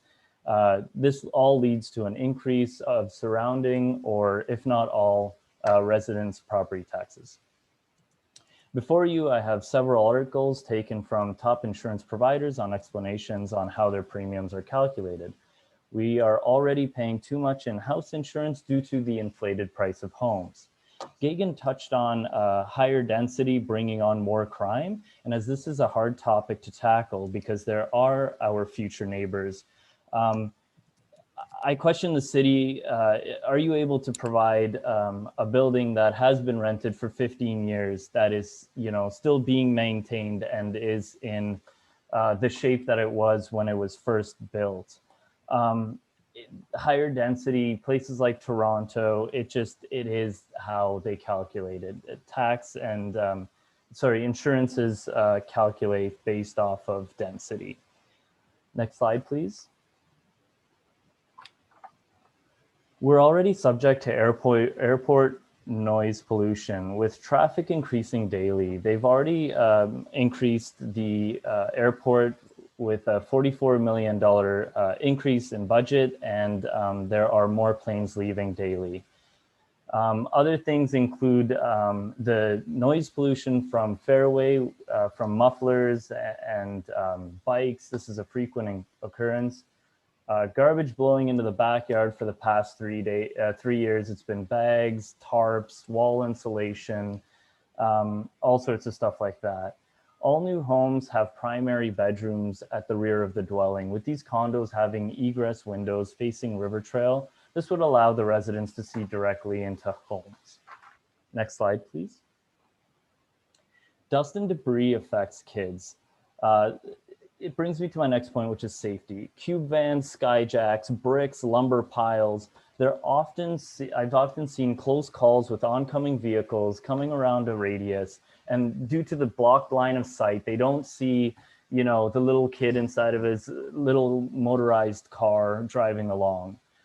Damage to property, nails, screws, metal siding, they all cause damage. I've had 2 flat tires already living here, and I've paid for both out of my pocket. Backyard property lines, everything will shift due to fences and decks. Land will be disturbed. And this isn't even taking into account phase 5 yet, which hasn't even started. The construction is just ongoing, and we would like it to end. The overflow from River Trail and the comprised safety, even if we, somebody who has somebody over is going to have somebody park on River Trail and then walk the pedestrian walk in and have their friends over. Even if we apply for permits so that we have to hang something in our neighbors' cars, our friends' cars, that's still a service you have to pay for. Next slide, please. No one is paying for time taken away from our families to be appealing to the city. Ward 9 was approved for Crosby, and we were one of the first. Why we're already amending the zoning that was just put in place, it lacks finality on what was decided on. Lot premiums were all charged for various reasons, but won't be recuperated through this. Developers have budgets. There's a loss in income here. Developers have budgets in place to appeal to LPAT and seek legal counsel. The neighborhood does not. Next slide, please. There's a high chance of speculation. For months, historically low mortgage rates have combined with increased demand for bigger living spaces and a lack of supply, lifting prices to new highs. Recently, signs have begun to emerge of speculators driving some of that demand, along with other buyers worried that they'll miss out on the boom that's raised worries and prices, and they could keep moving up too much too fast. Next slide, please.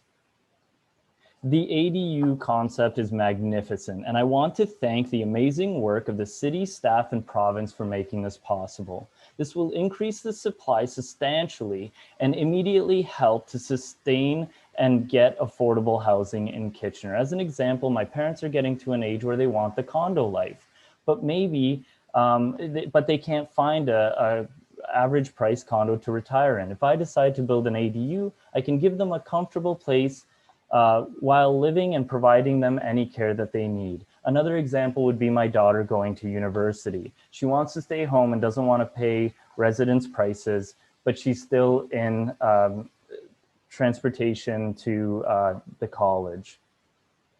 And so that releases the homes that either my daughter was going to live in, or my parents were going to continue living in, releases that, puts it back into the supply. Someone can now rent or buy that house. Next slide, please. Here I have a couple land use proposals. We can go with green energy, make it a solar field. They say that you can make $42,000 in revenue off of leased equipment per year. We can make it green space. Let's transfer some of that Heritage Park density back over to this stage. Housing, street house, townhomes, we are perfectly okay with. And we would please ask the developer to respect setbacks and trees for privacy as stated in the new Crosby planning. Next slide, please. Summing up the delegations we've heard on behalf of 155 constituents and the Chicopee Grand River South Association, I want to assure the city that this is not about NIMBY versus YIMBY or community against developer. It's strictly about assisting the city using data points and helping them recognize why this is unsuitable and unsustainable in our area.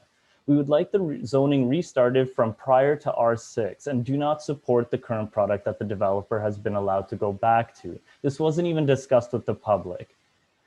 For the record, we, Chicopee Grand River South Association, and the 155 constituents that have signed the petition are also against item number 8 on today's agenda. Our density increases as they decrease the targets for stage 5. We would like our situation solved before we continue to make permanent decisions about where our kids will grow up for the next 30 years.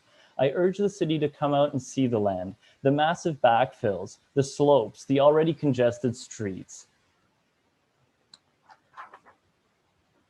and the increasing traffic factors. The delegates today in the association are prepared to appeal to LPAP, but we really hope that it won't get to that point. I would like to thank all the delegates for the presentations and hard work to prepare for tonight's meeting. I would also like to thank the committee and the chair and Mayor Vrbonovich for the opportunity to speak tonight. Thank you very much.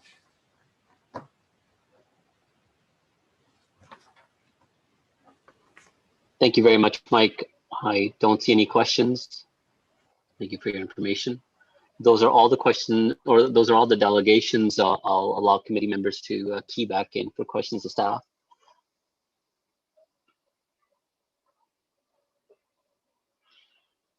Okay, I don't see any questions of, oh, Councillor Chapman, yeah. Yeah, so earlier today we talked about complete communities.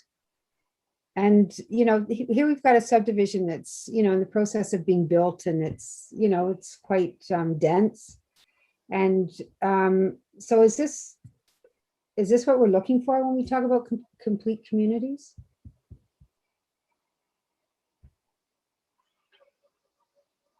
Councillor Chapman, is this your question for, okay, go ahead. For staff.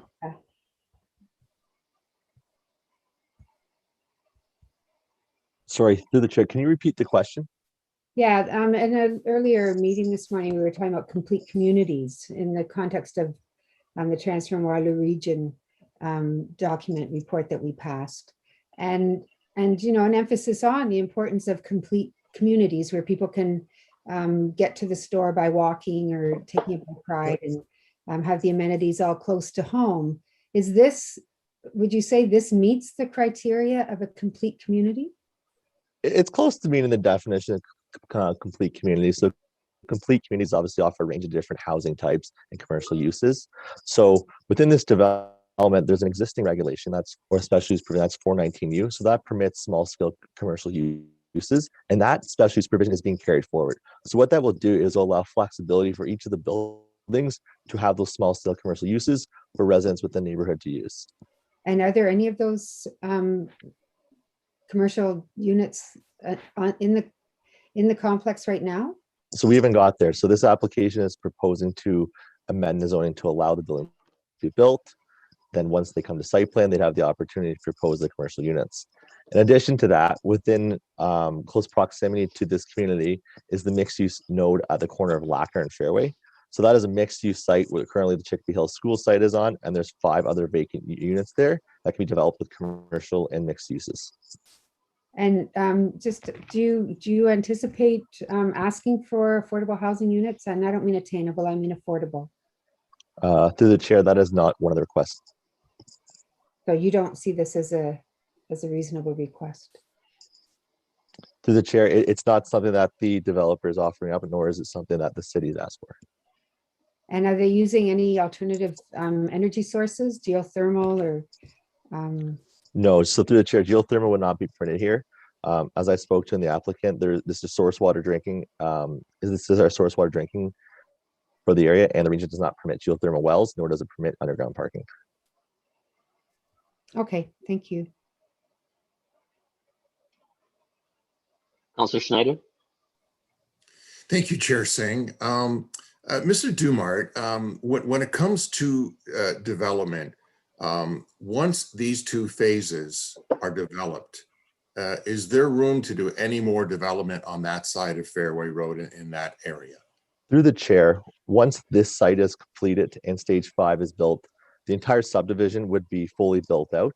So there would be no other lands that are vacant within this plan of subdivision or on this side of Fairway. Okay, and I know we've heard a lot of talk about green space and the heritage the heritage park that is part of this. I asked Mr. Pigeon, and he couldn't quite tell me for sure. But is there? I don't want to put you on the spot, but compared to Eden Oak Park, how much bigger will this heritage park be? Yeah. So through the chair, the heritage park that Councillor Schneider is referring to is within stage 5. So currently it's 2.03 hectares proposed, and it's proposed to increase to 2.0 hectares. So it's slightly increasing, where the Eden Oak Park is just under 2 hectares. So it's actually larger than that, but it's a good comparison. And then in addition to the actual park space, there's open space and trails that are adjacent to the actual park. So overall, that area that's being proposed through the subdivision for stage 5 is larger than the Eden Oak Trail Park. Okay, and with the Chicopee Hill School site being a mixed node, what kind of amenities might be developed there? Yeah, so to the chair, the full range of commercial uses are permitted there, as well as mixed residential uses. So anything that you see in our typical mixed use developments, where you could have restaurants, you could have bars, you could have commercial groceries, anything that can be permitted within the zoning of that block at Lackner and Fairway. Okay, thank you. Councillor Marsh. Yeah, this is a bit of a mixed up one, because this is the first time that I've seen a proposal where density is being proposed to be transferred from one site to another. Is this common in a subdivision plan? Through the chair, yes, that is pretty common. So Okay. when major modifications go before council, it's typically to change the zoning, which often can result in densities from one stage being transferred to another stage. Mm-hmm. Many of the delegates tonight were led to believe by the property owner, or by the sellers of the land of their new homes, that something else was going to be developed here. And now the owner has is asking for something else. So yeah, and it's really unfortunate that that's the case, but it's any property owner's right to come forward and ask for a zone change. Is that correct? That is correct. Yeah, and so I want to understand, why is it that the proposed buildings are 4 and 5 stories right close to Fairway Road, where you're asking for no patios on the main floor? Is that because it's too close to the road? Through the chair. So what they're proposing for the 4 and 5 story developments is to have along Fairway Road 1-story townhouses that will screen the first floor parking. So that would be screened from it. And then in addition to that, there would be noise constraints that would have to essentially be addressed, which the region would require to have patios along Fairway Road. So the benefit of having 4 and 5 stories pushed along Fairway Road there is it'll act as a natural noise buffer to those homes along River Trail. Okay. And these potential minor scale commercial tenants, where would these units be? Would they be the ones facing Fairway Road in the townhomes? Are they potentially commercial use as well, or where So are they? through that chair, that has, those details have not been determined yet. It's more so leaving the option open. So whether it's future rentals, the current owner or developer would have the option to do those small scale uses. Whether they're condo units, the units themselves could be small scale commercial uses. But at this point, it's just a special use regulation that is existing that's being carried forward to allow options for non-residential uses within the subdivision. Now, and transportation staff have looked at this, I know, because that's part of it. So can you tell us what comments? Oh, here we are. Hi, Mr. McCrimmon Jones. Can you tell us your response to the concerns raised here from some of our delegates, talking about many accidents happening, about their concerns about the in and out traffic on this site? Through the chair to the councillor, a lot of the concerns were focused on Fairway and Lackner, and we can appreciate that higher order regional roads can generate more accidents. And it looks like, based on some of the information that was being shared today, there has been a lot of police presence to help address that. For us in transportation, the question really comes down to whether or not the road network can support the additional units that are being sought. So the additional 108 units would generate approximately 39 more trips in the AM peak and 47 more trips in the PM peak. And overall, over the course of a 24-hour period, we'd see several hundred trips per day based on those additional units. And we can say with a high level of certainty that the road network here can absolutely support that. So Eden Oak Trail is a community collector roadway. It's 10 meters wide. It's designed to support parking on both sides. And I should note that street parking is a natural form of traffic calming. And a community collector road is intended to accommodate low and medium density and designed to move higher volumes of people and goods throughout a neighborhood and carry up to about 5,000 trips per day. The existing volumes that we see on Old Zeller and Pebble Creek are around 2,000 trips per day, 1,500 to 2,000 trips per day. We don't have volume data for Eden Oak Trail because it's so new. But given the volume on the adjacent streets, it's likely that's in the exact same range. But we are collecting data this year. In regards, go ahead. Just in terms of the site is about 50 meters away, the main entrance from Fairway Road.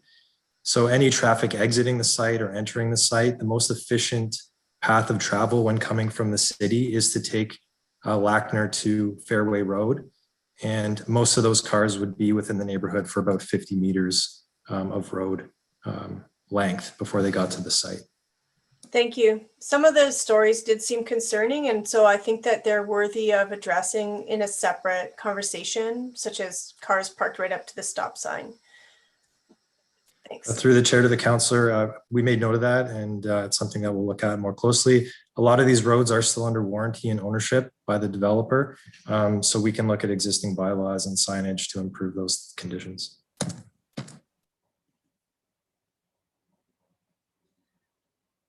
I'm sorry to the committee, I'm having some issues with my computer where my volume's not working. Can you guys just nod if you can hear me? Okay, good. So I can't hear you. I'm working on my technical issues, but if Councillor Marsh, you're done, Councillor Ioannidis, you're up next. Hopefully I'll get this fixed before that. Thanks, Chair Singh.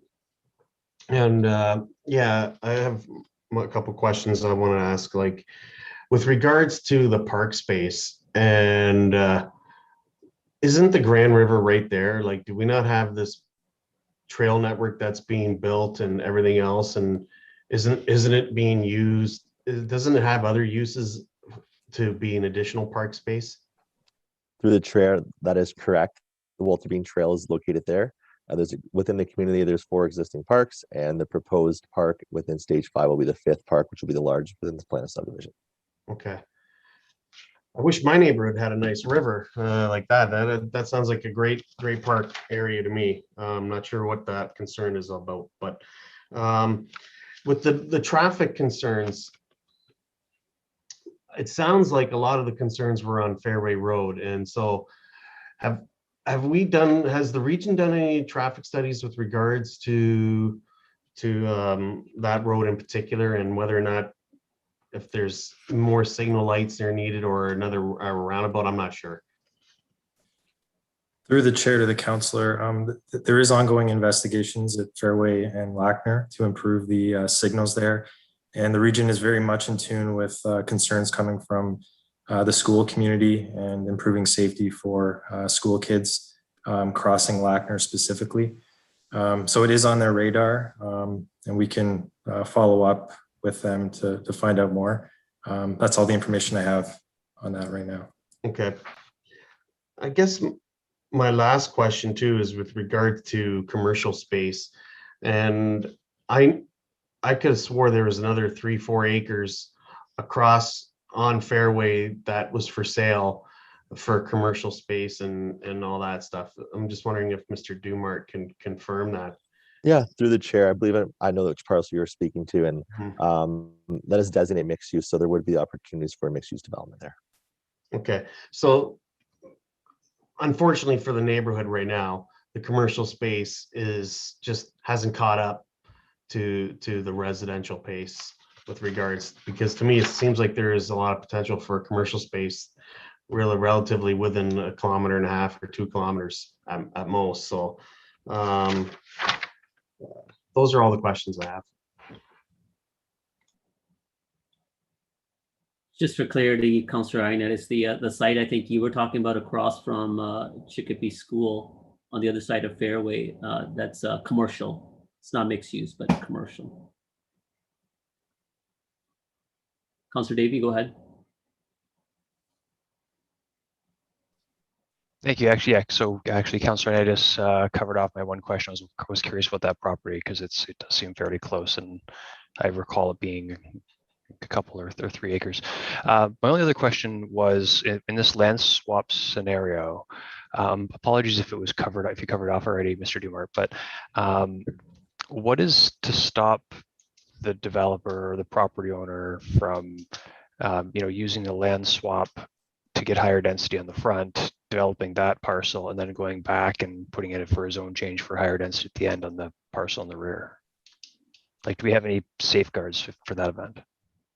Through the chair, so they'd have to then withdraw their application that's coming after this item, and then they'd have to essentially, to increase the density even further, submit another zoning bylaw amendment. So I think we spoke to this briefly before. There's nothing that can prevent a property owner from submitting a zoning bylaw amendment.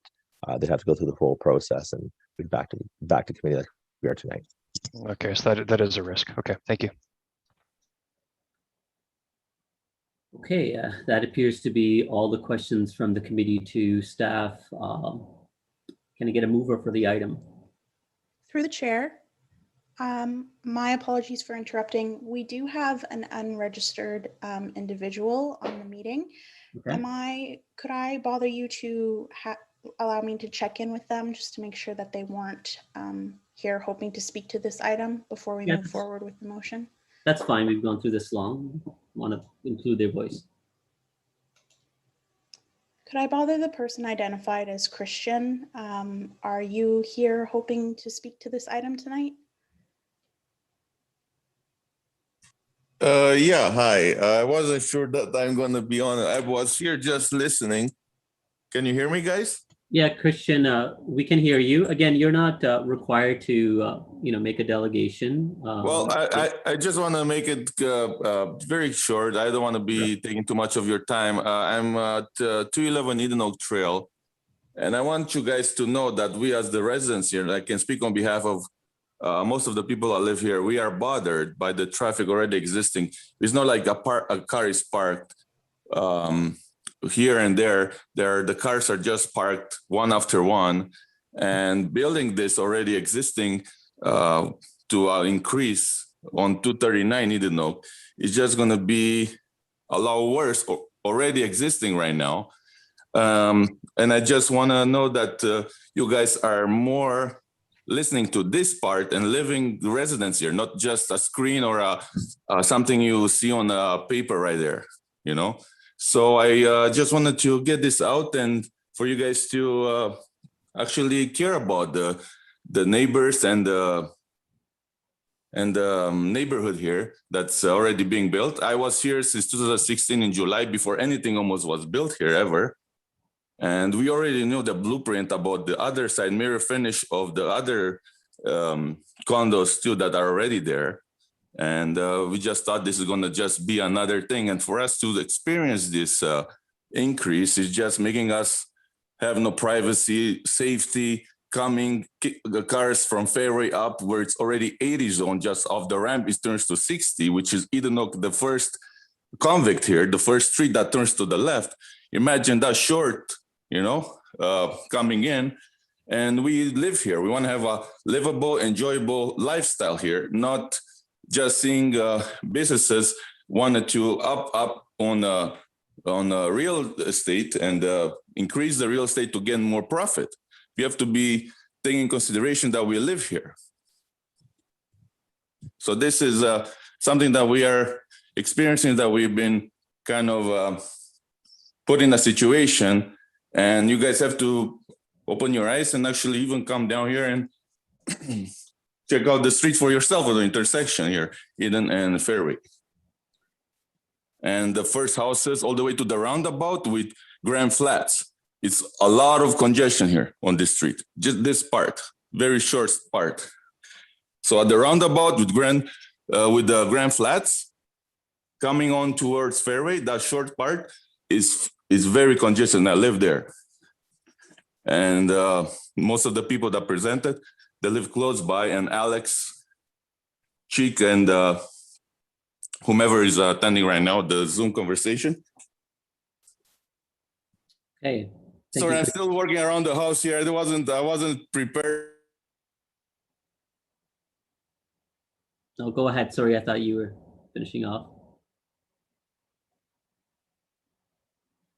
Your mic turned off. Christian, your mic turned off.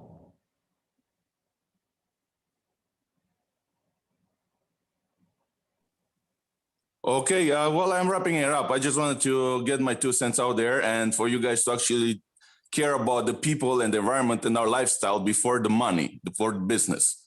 And this is the reason and the point that I want to make the conclusion of everything. We are seeing that this is happening, and a lot less or nothing about our lifestyle and our what already was presented today and more. So when we see that the increase of the original plan is going on, we are human beings, we're not born yesterday. We all see that it's all about money, not about our way of life. And something that already we knew when we bought the house, we already saw the plan out there and everything else. And first of all, and the best and the most important, safety.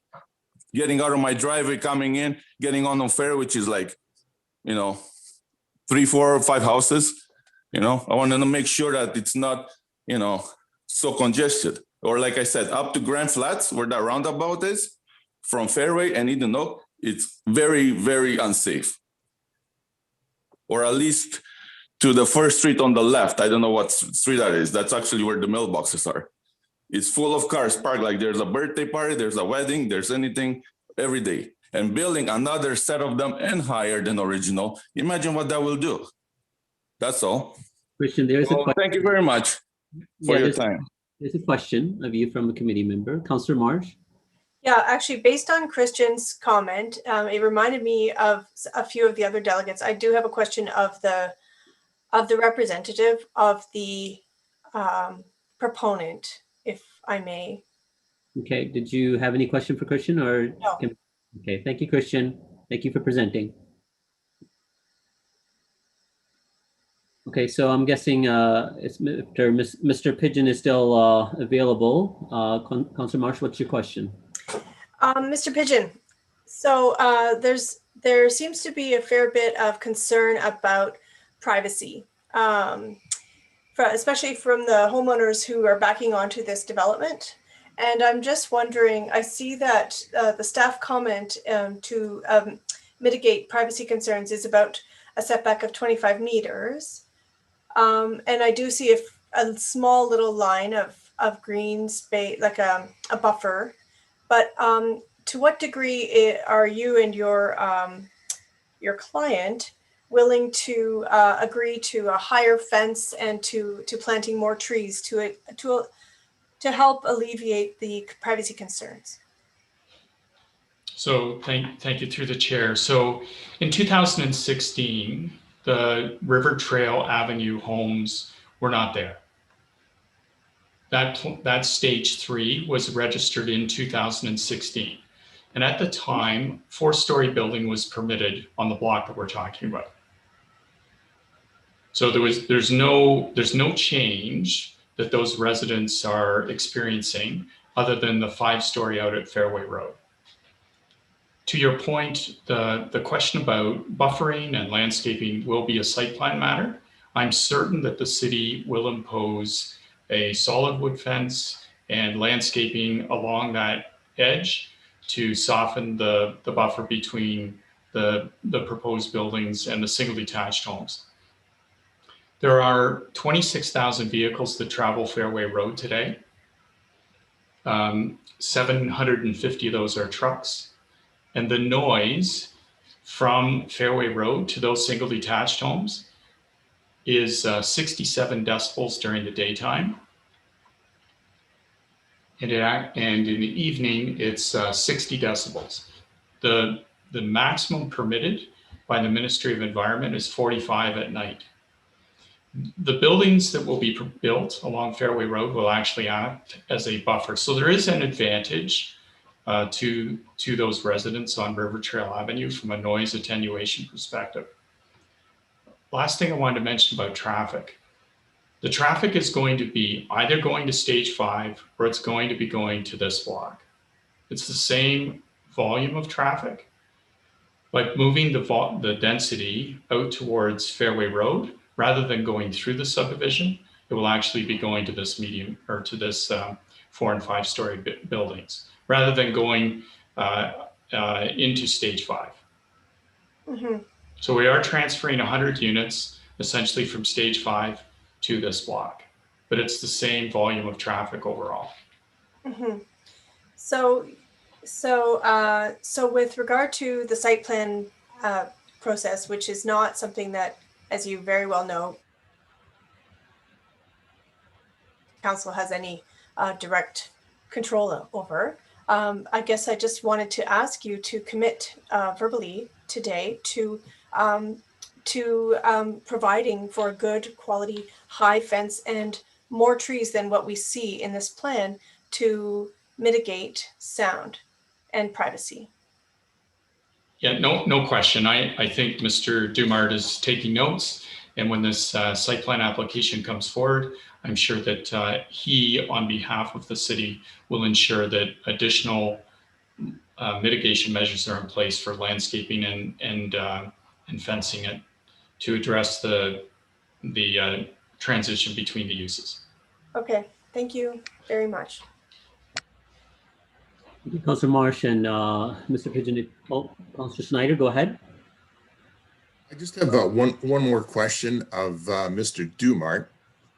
You know, not knowing what the vote's going to be like, if we say no to this tonight, if we oppose this, can the developer go to what's now known as the Ontario Lands Tribunal, the former LPAT, and appeal the decision and overturn our decision?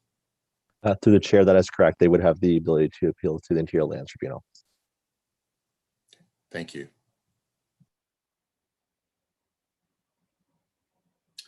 So, Mr. Pigeon, if you're still available, I'd like to ask that question of you. If this committee were to decline the request and more so encourage the property owner to develop based on what the current zoning is, would that be the next step that you would consider in appealing the decision? So, Councillor Singh, that's not my decision. That's the developer's decision to make. I know that we did receive some comments with regard to stage 5, and the comments that we did receive was that they were pleased to see that the density was moving away from internal to the subdivision and external out towards the arterial road network. I think the only other comment I'd like to make is Fairway Road is a divided street. So remember, this is a right in, right out only situation on Eden Oak Trail. So notwithstanding the volume of traffic that's being experienced, it's not full turn movement. It's right in, right out only on Eden Oak at Fairway Road. I can't answer your question about whether my client would be prepared to go to the Ontario Land Tribunal or not. But we do have all of the technical reports have been supported by all of the commenting agencies, including traffic and parking, for example. We also have 2 positive staff reports that believe this is good planning and in conformity with the provincial directives, the regional directives, and in fact, the city official plan. Okay, all right, thank you. So can I get a mover for the item? Moved by Councillor Ioannidis. Thank you. If there are any comments, now would be the time.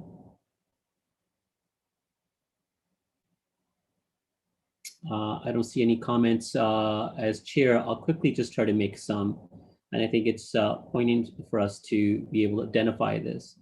There have been a number of issues raised through the delegations, and some statements made where we do have to raise them as a point of order. Some of which were that staff were withholding information or not as transparent, which appears to be somewhat doubtful, especially because our planning documents are in the public domain. The plan of subdivision is in the public domain.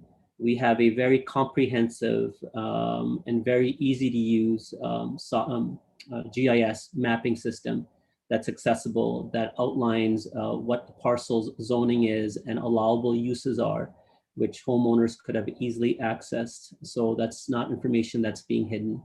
And the other is that any decision made by this council is motivated by money. Again, that's not how we are motivated. We are endeavoring to follow the guidelines of good planning policy, and we defer to the recommendation of our staff, who don't benefit either way. If this development goes ahead or doesn't go ahead, they get paid the same. They are trying to follow very strict prescribed policy, planning policy, which is legislated by the province. And we're trying to meet certain growth objectives and density objectives that are set out by both the provincial policies as well as the region's official plan and then our own official plan. So we are quite, required to follow a certain protocol. So it's not just whatever we want because the developer wants more density so the developer can make more money, and that's why the city wants to agree. that could be far away from the truth. Again, we have continued to hear that housing and supply continues to be a challenge throughout the community. Wherever we can see increase in density, where it can take leverage on good amenities in that area of good parks, good trails, we benefit from that as a community as a whole. Rather than pushing more development out into the countryside line or outlining community where we already have existing infrastructure, if you can utilize it better, that's better for the community. That's better and more beneficial for the neighborhood and the general community as a whole. That's how I'm guided, and that's how I will be voting on this matter. So with that, I'll take the vote. All those in favor? I'm in favor as well. Opposed? And that item carries. Thank you very much. And thank you to the delegations and their patience. So move on to item number 6, which is the draft plan of condominium vacant land for 450 Bridgeport Road, Willow Homes. Mr. Dumart, you were presenting on it first. You're working really hard today. You're on a lot of I've got a couple tonight, yes. So hopefully you don't get too sick of me. Okay, so Willow Homes, the owner of 450 Bridgeport Road, is proposing a vacant land plan and condominium and zoning bylaw amendment for the subject lands. Next slide, please. So 450 Bridgeport Road is located on the north side of Bridgeport Road between the on-ramp to Highway 85 and Lancaster Street West. The surrounding neighborhood is composed of low-density residential uses, mainly single and semi-detached dwellings. Next slide, please. So in 2019, a zoning bylaw amendment was approved for the subject lands to rezone the property from residential 2 zone to residential 2 zone with special regulation 749R. So 749R allows a maximum of 8 single detached dwellings on the subject property. It limits the minimum lot area to the current size of the entire property and regulates building setbacks. So the applicants received full site plan approval to construct 8 single detached dwellings on a private road. And at this time, 6 of 8 of the single detached dwellings are built or currently under construction. Next slide, please. So the owner is proposing a vacant land plan and condominium, which will consist of 8 units in a common element area. So units 1 through 8 will contain a residential dwelling with landscaped areas. A private road and landscaped areas will then make up the common element. So to facilitate the vacant land condominium application, the applicant has also requested a zoning bylaw amendment.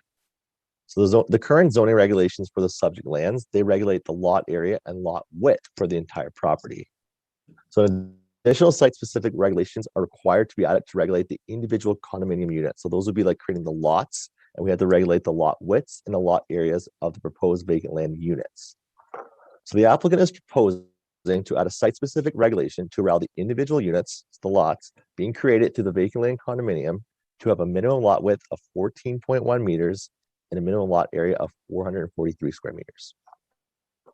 The proposed zoning bylaw is a technical change to the bylaw and it will not result in any changes to the approved site plan. The proposed zoning will continue to restrict a maximum of 8 single detached dwellings on the subject lands. Next slide, please. So the purpose of this application is not to determine the type of development, the scale, or the use, as these are technical details that have already been reviewed and approved through a previous zoning bylaw amendment and approved through the site plan process. Rather, the purpose of this application is to permit the individual ownership, so the tenure, of each of the residential units. The zoning bylaw will not allow for any additional single detached dwellings to be added to the lands, nor will it result in any physical changes to the site. The proposed zoning bylaw amendment and draft plan of condominium, the vacant land condo, are consistent with policies, the provincial policy statement, conform to the growth plan for the Greater Golden Horseshoe, the regional official plan, and the City Kitchener official plan, and represent good planning. Staff support the proposed applications. Thank you. Thank you, Craig. We do have one delegation. That's Brendan Flowling on behalf of Willow Homes. Brendan.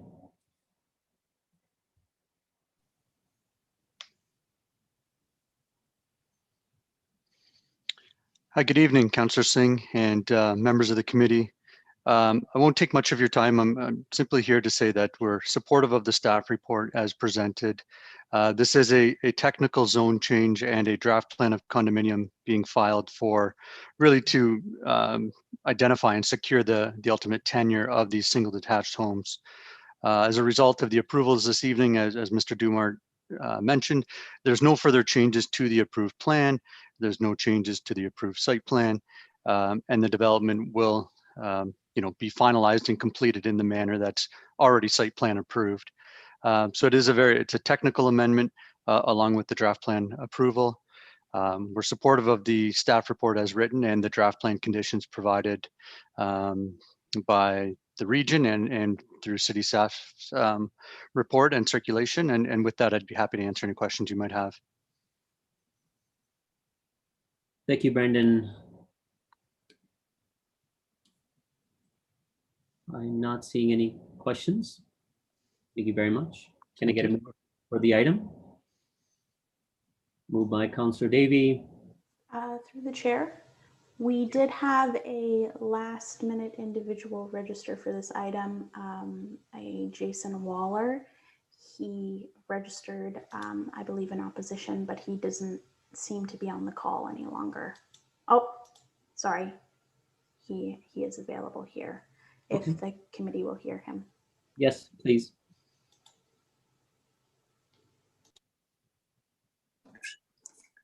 Good evening, everyone. My name is Jason Waller. We live at 101 Lang Crescent. Our property is directly behind 450 Bridgeport Road. My first question is, with this change, is that giving the new property owners, is that giving them basically the ownership of their entire lot, including the fence behind their properties or side of their properties?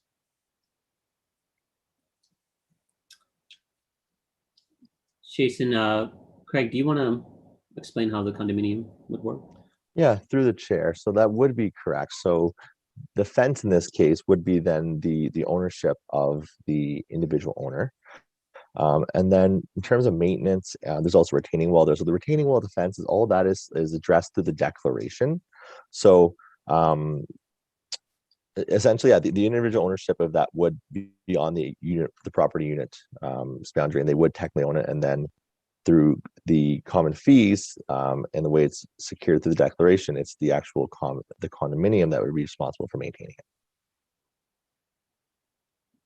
Okay, so in this case, looking at it, I would basically have to argue with the condo corporation and basically two homeowners if there was a problem with the fence, because I have the roadway that comes to the end, which is a whole nother issue that we need to address here this evening, and I have the side unit of one of the units and the rear of another unit.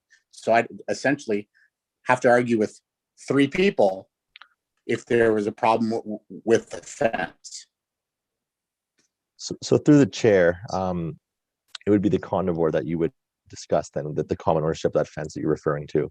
One of the benefits of having the condominium maintain the fence is that you would essentially then have a consistent fence where, and same with roof lines when you have condominiums, that when roofs or fence are repaired, they're all repaired in identical material rather than have different styles and different heights of fences. So that is one of the benefits of having the condominium maintain the fence. Okay. Now with the original site plan that was given to council in 2019 that they voted on, there have been some things that have been basically disregarded, including this roadway that is right now behind us that is elevated about 4 feet above our backyard. There was supposed to be an 8-foot fence erected in our backyard, which is only a 6-foot fence. There are no barriers whatsoever. There's occupancy has already been given. If there is an out of control car that comes around that somebody accidentally steps on the gas and not the brake, they're going to be airborne when they come into my backyard. I have a 6-year-old daughter who plays in the backyard. And by the time that that car stops coming into our backyard, they're going to be in our house. We have brought this up over and over again with Willow Homes, and nothing is being done. An 8-foot fence is supposed to be erected other than wood, and it's for the safety of the neighbors, and nothing's been done. The only thing that has been said to us is it's been red circled on the site plan, and it'll be done at the end of the project, which could be a year to 18 months. And now it's going to a condo corporation. So they don't want to finish what's on their site plan, but they're going for amendments already. So, Craig, if you could allow me for a second, I just want to clarify a little bit. So council had approved the change of use for the zoning. So after the change of use in the zoning, then the site plan approval is a delegated authority to the director of planning. So that would have been done through at a later stage, not necessarily something that council dwells into. Jason, some of the issues that you are raising, and they seem to be valid points that do need to be identified, are related to the your property and corresponding to the condominium corp now, and that's something that you can likely go raise these issues with staff, and staff can identify them with the condo corp. Would you prefer offline working with staff on this, or do you have any questions specifically that you wanted answered through what's being proposed that committee would be voting on? We're working with staff in this, it would be great, but we've tried, and you need to call this person, and then it gets passed, the buck gets passed to this person, and then to this person, and it goes around in an absolute circle. And now it's going to be someone different. And now it's going to be somebody different. Okay, all right. So I have a committee member who has a question, but going forward, I would ask the clerk to provide staff contact that you can reach out to. And Councillor Davey, if you wanted to ask anything further, go ahead. Yeah, hi, Mr. Waller. It's Scott Davey. We've had a couple of dealings regarding the light spillage on this property as well. I just wanted to let you know that I don't recall what the specifics were, but when this was approved, I do recall discussion about the fence. I do recall some mitigating measures with respect to if someone lost control of the vehicle. I don't remember the specifics of what that was, because that was a couple of years ago. But now that you have flagged it with me, and again, this is the first that I've heard they haven't followed up on that, I will certainly follow up with our staff and ensure that they are held to whatever was promised by this council. Okay. Having said that, I don't really see that issue, which we will deal with, isn't really in my mind tied to the condo corporation thing that's before us right now.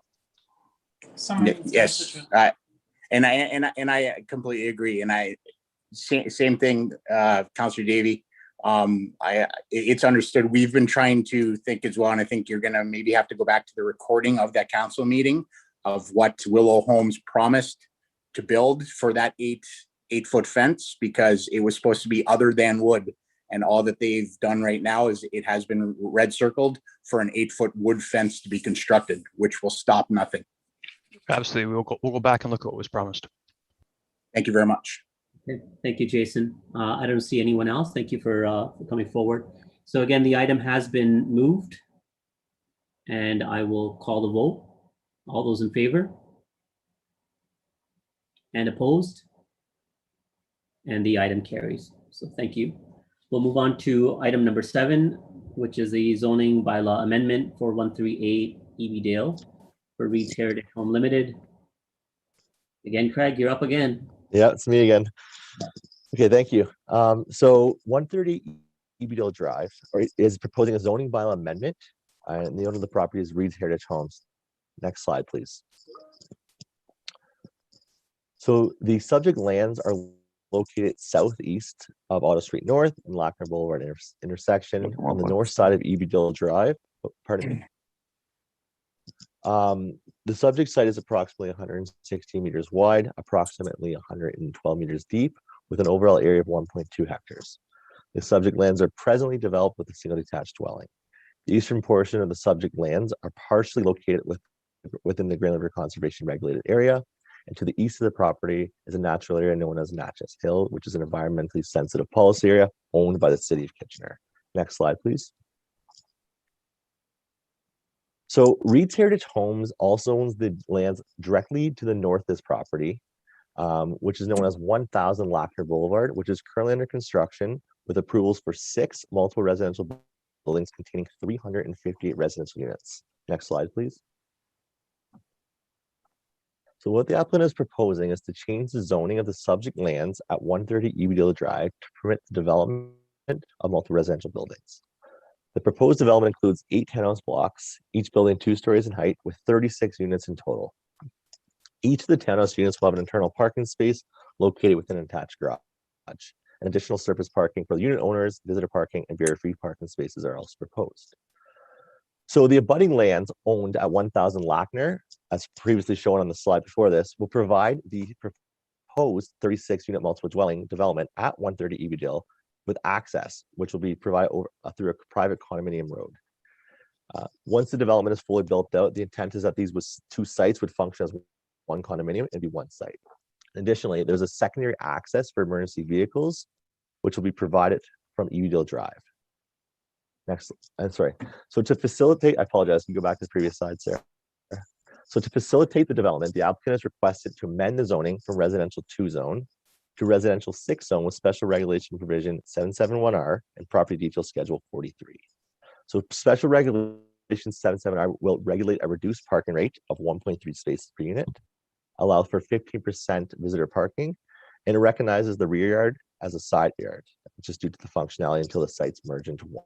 And then property detail 43 outlines a 10-meter buffer, which is adjacent to the environmentally sensitive lands. And what that detail schedule will do will prohibit any development of any structures within that buffer area. Next slide, please. So staff is of the opinion that the proposed R6 zone, together with special regulation provisions 1R, 771R, and property detail schedule 43, will provide a form of development that is compatible with the neighborhood, appropriately accommodate on-site parking needs, and represents good planning. Staff recommends that the proposed zoning bylaw amendment be approved. Thank you. Thank you, Craig. We do have Emily Elliott on behalf of Reed Heritage Homes as a delegation. Emily, would you like to go forward?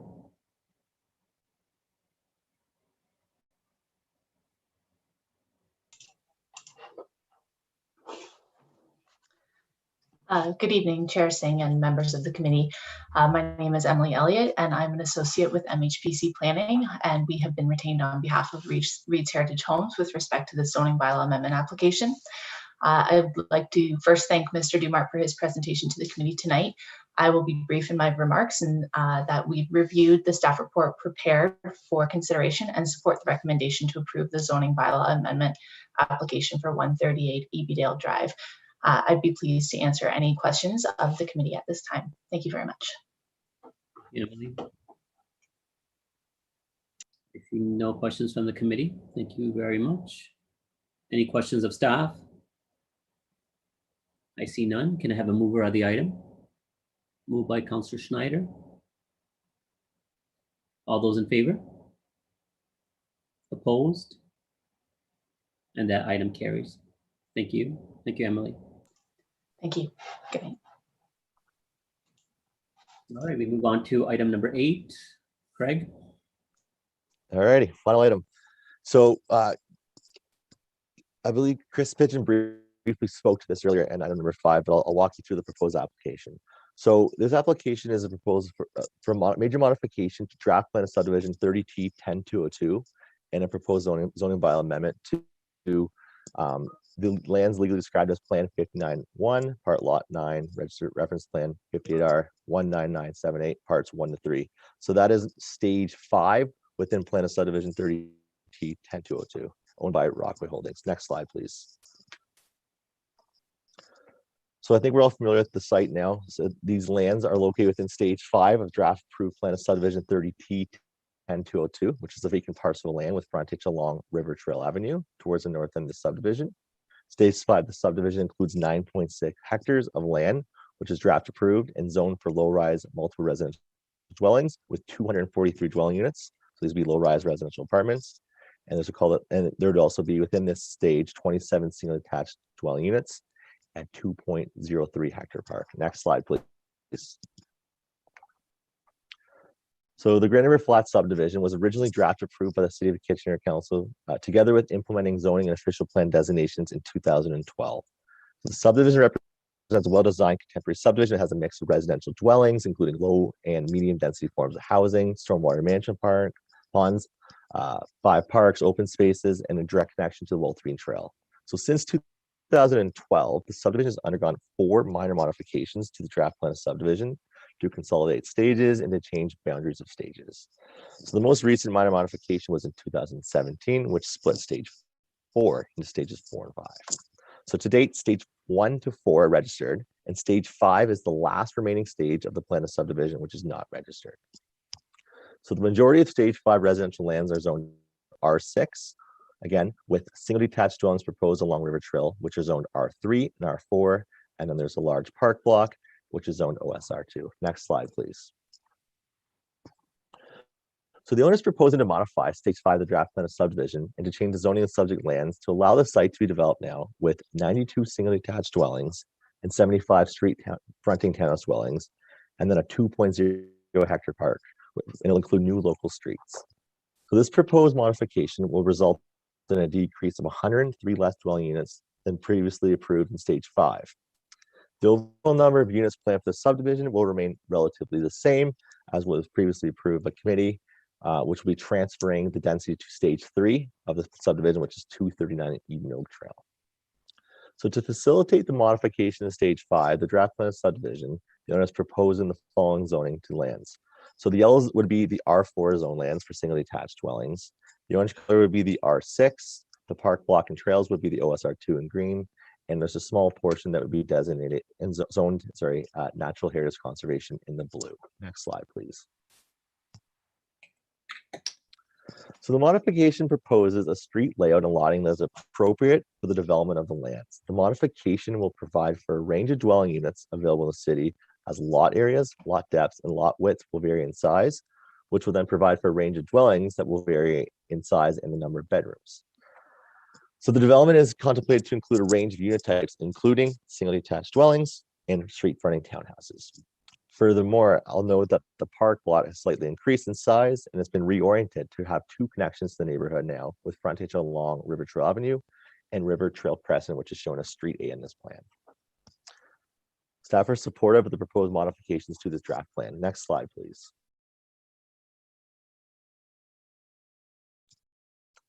So while the modification will result in less density in stage 5, a wide range of housing options is being provided. The overall subdivision density is not changing, and the subdivision will continue to provide more than 55 jobs and residents per hectare, meeting our density targets. Staff is supportive of the applicant's proposal as the applications are consistent with policies of the provincial policy statement, conform to the growth plan for the Greater Golden Horseshoe, the regional official plan, the city official plan, represent good planning. Thank you. Thank you, Craig. And if the committee will recall that Mr. Pigeon had already taken a little extra time to present for this item as well. When he spoke for item number 5, we do have another delegation, Roxana Tanvir.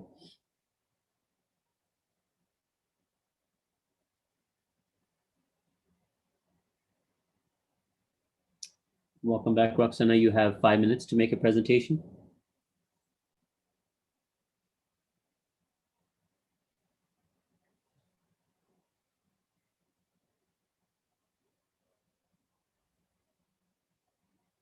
Roxana, can you hear us?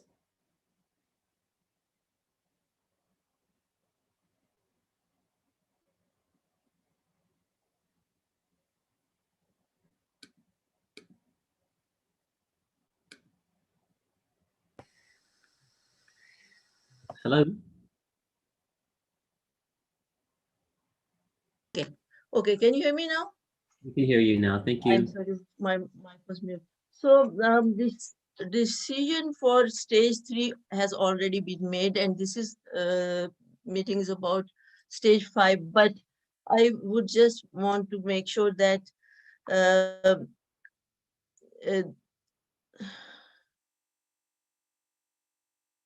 low-rise residential lands located on regional or city arterial street allow for a maximum building height of 4-story or 14 meters, not 5-story buildings. And Mr. Craig, I think mentioned 18 meters. I want clarification for that. And minimum setback of 7.5 meters is required to Fairway Road, not. For this item, it's being proposed for low rise. I think you're mistaking for the last item.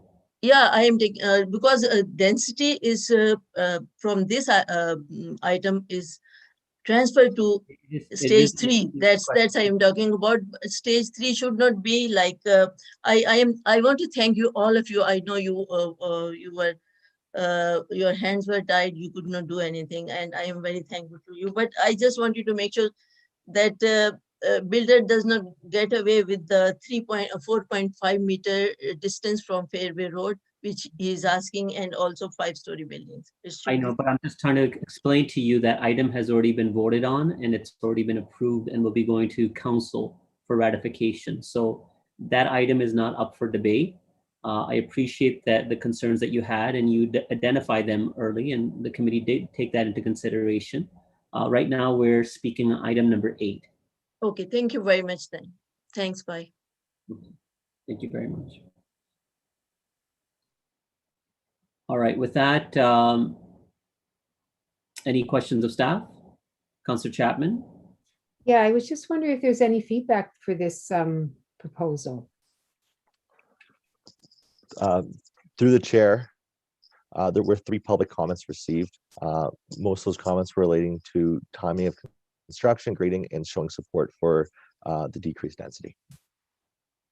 Okay, so it's removed from the problem area, it sounds like. I mean, maybe it's not fair to call it the problem area, but where the area where people had greater concerns around the Eden, the other street. Anyway, okay, thank you. Yeah, thank you, Councillor Chapman. I don't see anyone else. Can I get a mover for this item? Moved by Mayor Bevanovic. All those in favor? Opposed? And that item carries as well. So that takes us to item number 9, which is a zoning bylaw amendment for parking requirements near LRT stations. Mr. Kelly Roots, if you can present. Richard, go ahead when you're ready. Thank you, Chair Singh. Good evening, committee members. This evening, we are pleased to bring forward a city-initiated zoning bylaw amendment regarding additional dwelling units and their parking requirements near LRT stations. Next slide, please. On April 26th, Council approved a zoning bylaw amendment which permitted additional detached dwelling units, such as tiny houses or backyard homes, on up to 25,000 qualifying properties in the city. Kitchener is among the first municipalities in the province to fully implement the additional residential unit permissions of the Planning Act, as our city continues to establish ourselves as a leader in exploring innovative housing typologies for our residents. This has received positive news coverage from as far away as British Columbia. Since site plan applications for backyard homes opened on June 1st, we already have several applications in the queue. At the April 26th Council decision, members of Council passed a motion directing staff to further explore waiving parking requirements for additional detached dwelling units near LRT stations. In the time since that meeting, staff have evaluated the issue and are pleased to bring forward a recommendation which would have the effect of eliminating parking requirements for backyard homes, which are on properties located within 800 meters of one of our 11 LRT stations. Next slide, please.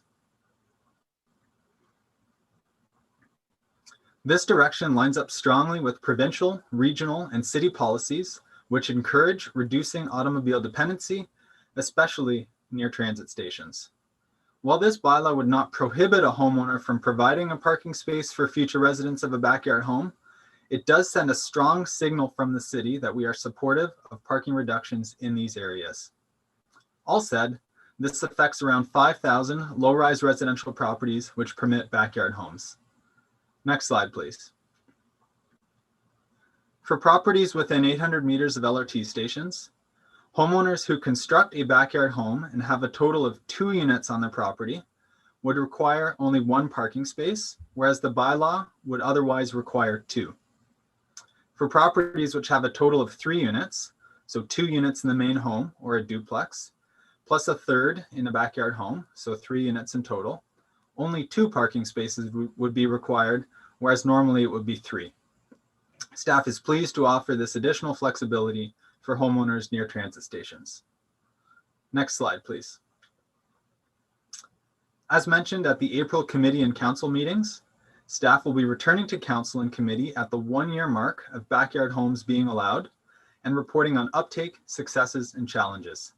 This is expected to be in the first half of next year and would include any parking issues that arise. It is expected that at that time, further tweaks to the bylaw could be made. This concludes the staff presentation. Thank you for your time, and we look forward to any questions. Thank you, Richard. Before we get to the questions, just for clarification, I think it'll help so we know exactly what the total impact is. You identified 5,000 properties. Is that total 5,000 properties in all the LRT station nodes, or only the ones that could be qualified to have a backyard tiny home? Through the chair, that would be all the properties within 800 meters of all the LRT stations in Kitchener, which also allow the backyard homes. Okay, all right. And what are the requirements to allow a backyard home, or is it any property within that boundary that automatically qualifies to have a backyard home? To the chair, so properties that are allowed backyard homes, or as we call them in zoning, additional detached dwelling units. It would be if you're a property that is zoned R1 through R7. Yeah, R1 to R7. Councillor Ioannidis? Thanks, Chair Singh.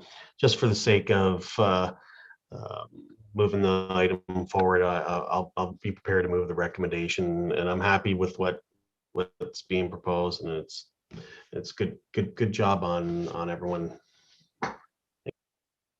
Councillor Marsh? Yeah, I just want to thank staff for bringing this back. This is good news.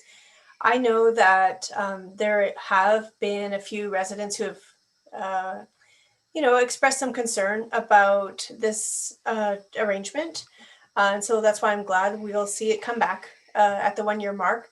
But also, if we are allowing, multiple dwelling units with hundreds of units to have very few parking spots per unit, and in some cases, multiple dwelling units with no parking, I don't see why we shouldn't allow for a little additional dwelling unit to also have no parking. Thank you. Thank you. Councillor Chapman? Yeah, I'd like to do the same. Thanks, staff, for bringing this back. I think it's a great move. I think it's if there's any chance of any of these units being affordable housing units, it gives it that much greater chance of that being the case, because it costs money to have that land, to have that additional parking spot, and also then to build that parking spot. So I'm very pleased to see this, and I thank you for your consideration and for bringing this motion forward. So thank you. Thank you. So I'll take those comments. Really weren't any questions. It's been moved by Councillor Ioannidis. All those in favor? Opposed? And that item carries as well. So next up is, so we have a information item, and there's a delegation. Does the committee, anyone require a break, a bio break, or we can just carry on to finish this last item? Okay, all right, let's finish this. So the delegation is Hunter Muir from Vista Hospitality.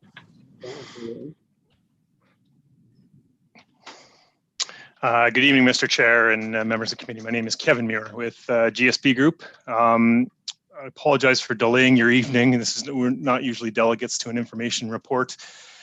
The purpose of, the delegation is there's a little bit of a backstory. We are representing Vista Group of companies. We're the owner of Crown Plaza Hotel at King and Benton. They had submitted back in 2019 an application, a sign variance for a digital sign on their property on the Benton side.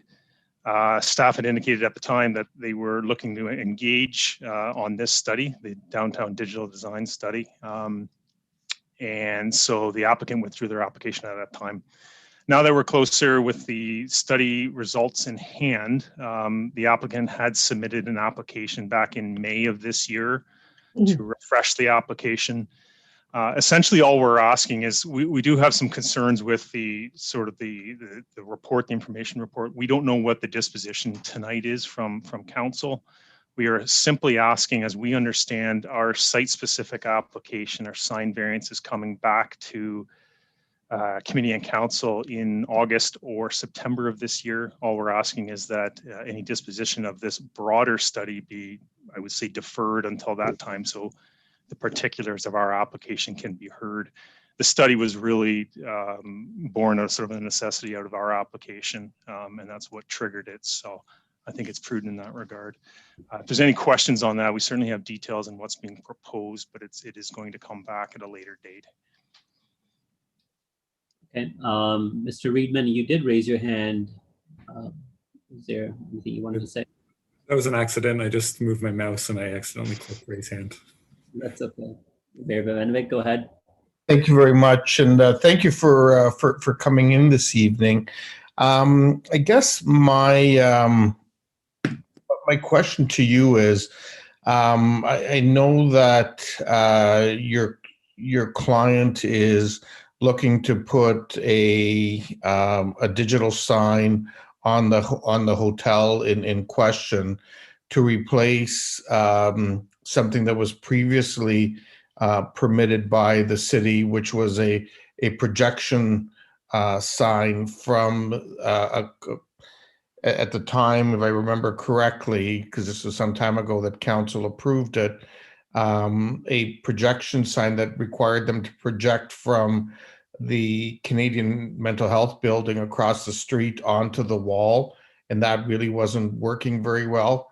And now you're looking to put a digital sign on that wall. Is that correct? Through the chair, that is correct. As I understand, back in, I think it was 2010, there was an application of the Committee of Adjustment at the time for a sign variance, which was granted, as I understand, for the projection sign, which, would, as you said, was on the far side of Benton, projecting onto, if you're familiar with the Crown Plaza where the existing sign is, existing static sign up on the wall, they used to, I guess, display the restaurant in the hotel. So it essentially replaced it, a little bit bigger. The proposal is for a fascia sign with automatic changing copy or a digital sign. And the second part where the variance is, there is an application component for third-party advertising. The majority of the sign advertising would be for the hotel function and business and events. What the owners are proposing is third-party advertising for community and institutions, for instance, the city, the region, the BIA, those types of advertising as well in the building.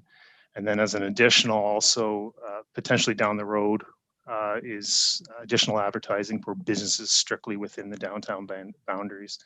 So that's really the two parts of the application, is one to replace sort of the projection sign with the digital sign. The second is the third-party advertising. Okay, so I guess my question to staff is there a reason we couldn't deal with this evening as we're dealing with the other report, as opposed to having them go through the other process that the delegation spoke of? Yes, through the chair. My name is Andrew Pennell. I wrote the report for the digital sign study for downtown. And the sign variance that Mr. Muir is speaking to has just recently been circulated to the community. So we're currently waiting for comments from the downtown business owners as well as residents. And so once we have that, we'll be in a position to begin writing a staff report. We're just not there yet at this point. So I would advise against making this decision tonight, because we have not yet heard from the community on the specific sign variance. But we're looking at it in the context of the the proposed changes that you're making to the sign bylaw, are we not? So the downtown digital sign study looks at the situation broadly. Certainly, it speaks to the situation that it just speaks broadly. It doesn't speak specifically to the variance at the Crowne Plaza. So you could interpolate from the downtown sign study what you want, but it doesn't. There's no specific recommendation being made through the report that's being considered tonight. So hold on. So you're saying that the changes that you're proposing aren't making specific recommendations? I'm just not clear on what exactly your staff are saying in regards to that. So the report that's being looked at tonight is speaking broadly to that area along King Street and on side streets going up to Charles and to Duke Street from Francis all the way down to Cedar Street. We have consulted with a number of large landowners downtown. We've also consulted with the BIA, the Downtown Action Advisory Committee, and downtown residents. And so we've got a response regarding, generally speaking, what people are saying about digital signs, and staff is making a suggestion. It's, again, this is an information report. It's not a recommendation, specific recommendation, but we're suggesting that council not change the sign bylaw at this time to allow downtown signs. So you can interpret that to that you can probably foresee how staff might be inclining towards this application for the Crowne Plaza, but we have not yet looked at it in specific detail nor heard specifically from neighbors on this application. So I guess where I'm struggling is how the rationale behind this approach, when the city of Kitchener, as well as numerous businesses, have digital signs on everything from up to except Weber Street to Charles, and those on those inner two blocks, you're suggesting that we don't allow them, but everywhere else we've allowed them, including on our own buildings. For example, I referenced the one that we have together with the school board at the school board. There's the one at the Galleria. There is the one at the church at the corner of Queen and Weber. There is, I can go on with listing many more. And so I'm really struggling with understanding the logic behind this. So we went out to the through the chair. We went out to the community. We asked the question for the retail core area of downtown. This is predominantly King Street and those streets just north and south that I mentioned. We asked the question, what about digital signs for this area? This is the core of the downtown. The response we got back from the community was quite strong. It was unexpectedly strong against opening up King Street and the nearby streets to digital signs. So that's what the suggestion in the report is based upon, is what we heard from the downtown community. Well, I'm going to leave it be, but I may bring this back at council next week. This doesn't make any sense to me. I think it's, there's a flawed logic there that if we're allowing these signs within other areas of the downtown, and quite frankly, where they seem to have the least impact on residential, we're saying they're not okay, but in other places where they do have more impact, we're saying they are okay. And so that is a significant concern for me. And and creating an inequitable environment. So I will leave it for today, but may bring it back at council next week. Okay, Renovic, that would probably be advisable. So that's all the information or the items before us. Can I get a mover to? You got 4 other hands up. Oh, wait. Yes, I do. Councillor Marsh. I was hoping this would be over, but not yet. Go ahead, Councillor Marsh. No, so I think it's just to help you out. It's Schneider, me, then Chapman in the way I saw it come up. Go ahead, it's you. Oh, the way I see it is yourself, Councillor Marsh, and then Schneider and Jen Chapman. So go ahead. Okay, all right. So just to add context, because I was in 1 or 2 of those meetings where I was listening to feedback from residents, and Andrew, perhaps you can also help. And the way I understood the feedback about people not wanting signs in the downtown core is because it's they are wanting to encourage the pedestrian realm, the experience of people walking and dining outside and enjoying the outside experience without the visual noise of these LED signs. Now, my understanding is that the LED signs are very useful for people driving by so that they can just capture the attention and so they can quickly see a sign as they're going by. But that's just a little context, Mr. Mayor. Well, I was at one of those. Sorry, actually. Sorry, Mr. Chair. That's okay. And some of this conversation can carry forward into the council meeting, and of course, Mayor Bevanovic is will hopefully take some lead on this. Councillor Schneider. Thank you, Chair Singh. I really echoing what I'm hearing from the mayor on this. They already have permission to project advertising and messages on their wall. All they're asking for is to change the technology. And, you know, I want to look maybe, 5, 10, 15, 20 years down the road.